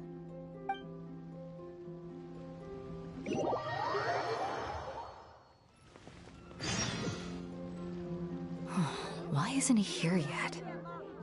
Never mind. We can start by making your entrance first. Everyone, listen up! Your attention, please! We've reached the climax of the Crux Clash! This is the final match! We've seen many exciting battles today, and now, at long last, the two finalists have emerged. Now, I'd like to introduce our first combatant. Though few have seen him, his reputation knows no bounds. He strikes fear into the heart of Osile, and the mere mention of his name causes even the Fatui Harbingers to turn pale in the face. Introducing Liyue's Traveling Hero! Wow! I've been waiting for this moment. I'm sure everyone witnessed his thrilling match in the semifinals. But today's final round will surely take things up a notch. As for our other combatant, he still hasn't arrived. Oh, come on, what could be taking him so long? You can't just forfeit for not showing up like in previous rounds. This is the finals. Apologies! Everyone just sit tight. We've got no other choice. If he doesn't show up, we'll just have to postpone the match. Wait a moment. Something doesn't seem right about this. Captain Beidou, perhaps we should check on the prize. Traveler, come with us.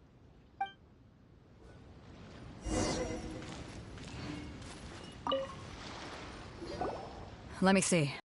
It's gone all right. The vision is missing. Huh? Did somebody steal it?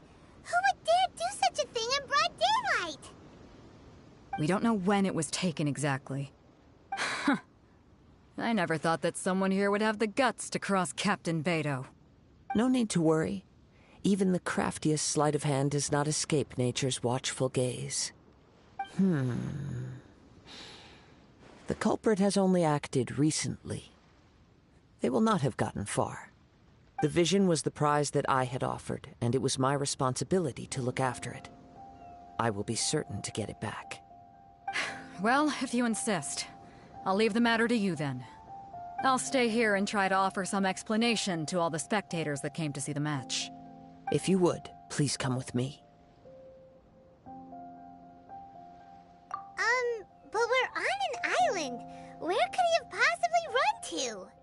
Come with me. I can sense the winds are coming.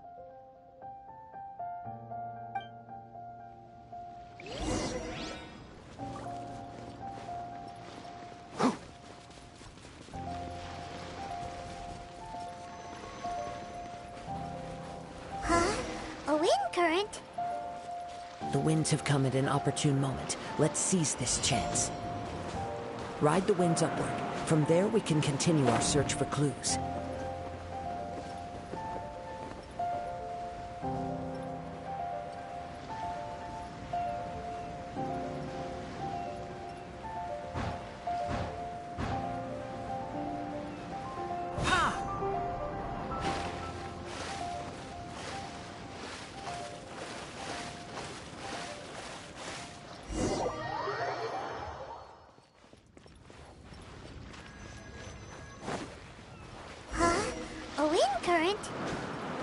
The winds have come at an opportune moment. Let's seize this chance.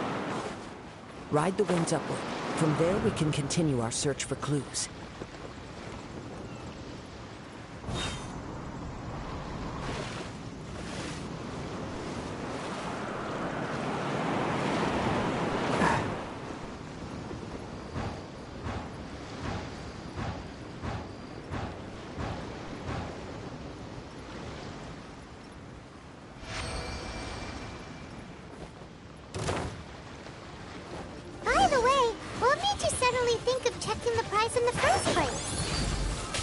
I heard the moment it was stolen.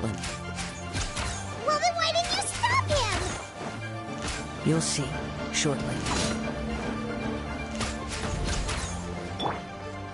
Loba, get them!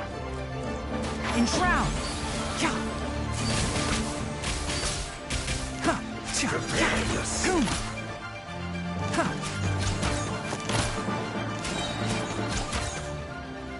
Can't see? can't run from debt.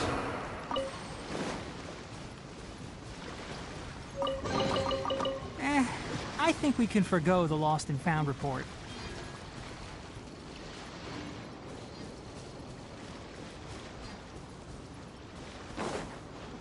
The winds are guiding us forward. The culprit is on the opposite shore now. You can hear that too? What does it sound like? Hubris. This way. Follow me. There may be an ambush waiting for us up ahead, but I trust that you are well prepared for such a scenario.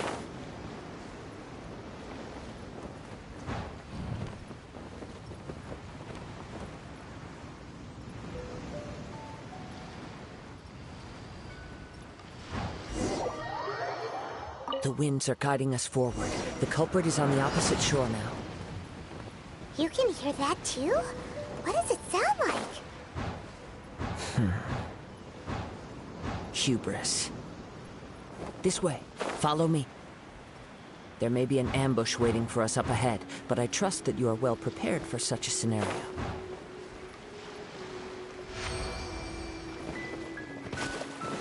Hoarders, they're here! Get them!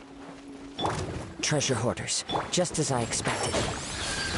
In which case, please stand back.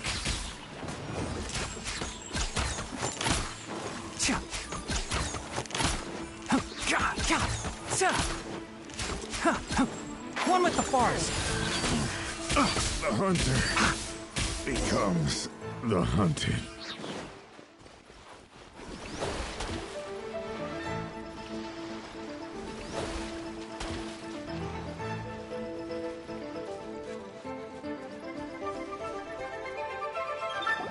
You caught up with me? How is that possible? I had even prepared a boat to ensure a quick getaway, and still you caught up to me! No boat could ever match the speed of the wind. The wind? What are you talking about? Oh, I get it. Your vision.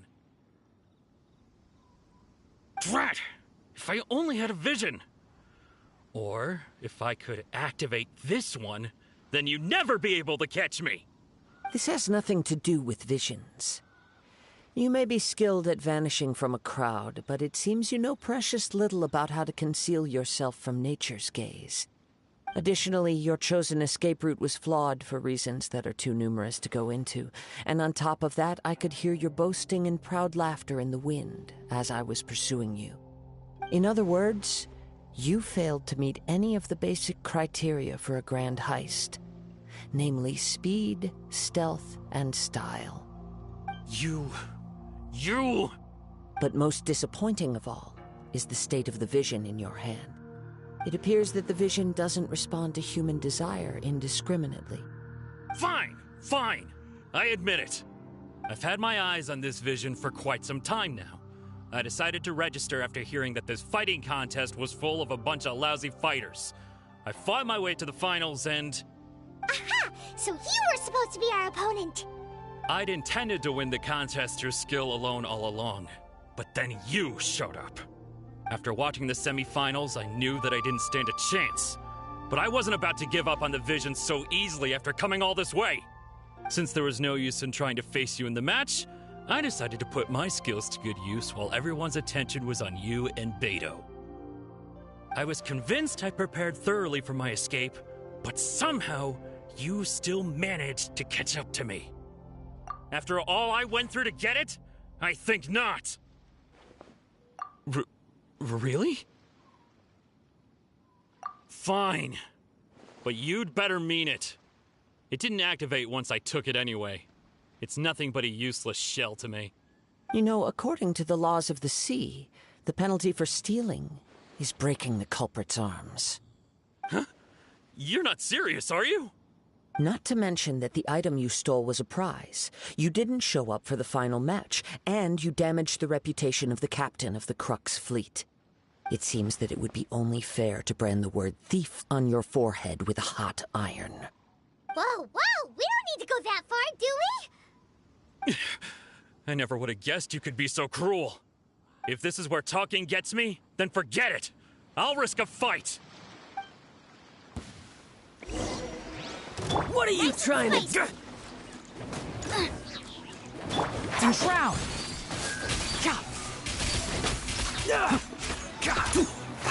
Just you watch! I'll have my revenge, eventually.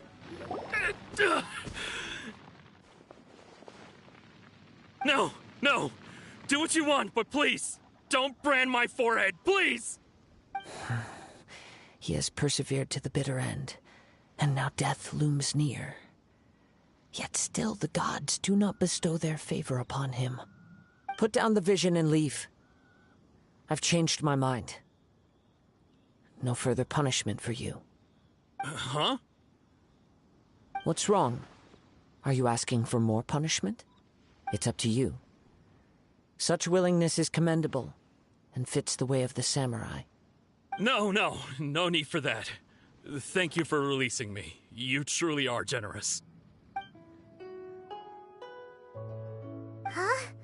Paimon doesn't get it. Were you just trying to scare him? I take no pleasure in frightening others. I was just testing all possibilities while the vision remained in his hands. When people are forced into a corner, that is when their greatest strength will appear. I thought it may be an opportunity for him to awaken the vision. But unfortunately, nothing happened. Yes, I wanted to know whether it were possible for an extinguished vision to be reawakened. From the moment he stole the vision, I decided to use him for this experiment.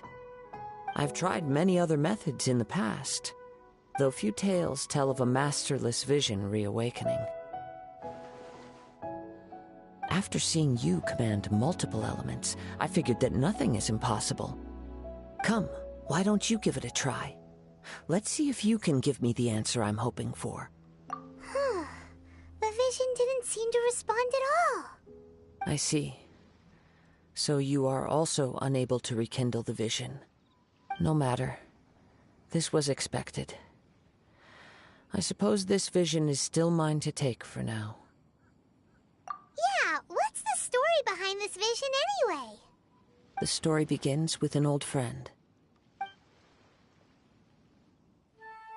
He was once a good friend of mine. One day he asked me about a sword art of which he had heard, the Musono Hitotachi. I told him it can only be witnessed when divine punishment is administered. It is the pinnacle of the Raiden Shogun's skill, a symbol of ultimate power. But he replied, there must be one who can withstand it. There will always be those who dare to brave the lightning's glow. Then, the Vision Hunt decree arrived. People's aspirations were stripped away as the Raiden Shogun began to construct her ideal of eternity. While I was fleeing from place to place, I heard that my friend had challenged the Vision Hunters to a duel before the throne. A solemn yet brutal challenge. The defeated face divine punishment, while the victors gain a second chance. Perhaps he thought he of all people should make a stand. Coming face to face with the Musono Hitotachi was all that he truly desired, after all. When I arrived at Tenshukaku, the duel was over. I heard his sentence of divine punishment, his severed blade hitting the ground. Perhaps that was the glory he had yearned to witness. In his last moments, what expression was on his face? Before I knew it, I had stepped forward and snatched the dying vision and was running from the scene. All I knew was that I mustn't let his hope, which burned so brightly, become buried among the ice-cold statue of a god. Perhaps one day, I may come to find that all I have done is meaningless. But as a wandering samurai, I find meaning in traveling and the sprawling beauty of nature that lies along the way, while still retaining the warrior way in my heart. Kazuha! It's just another way of saying I do as I please. All right then, it's time we returned. Do not let my feelings trouble you. But thank you.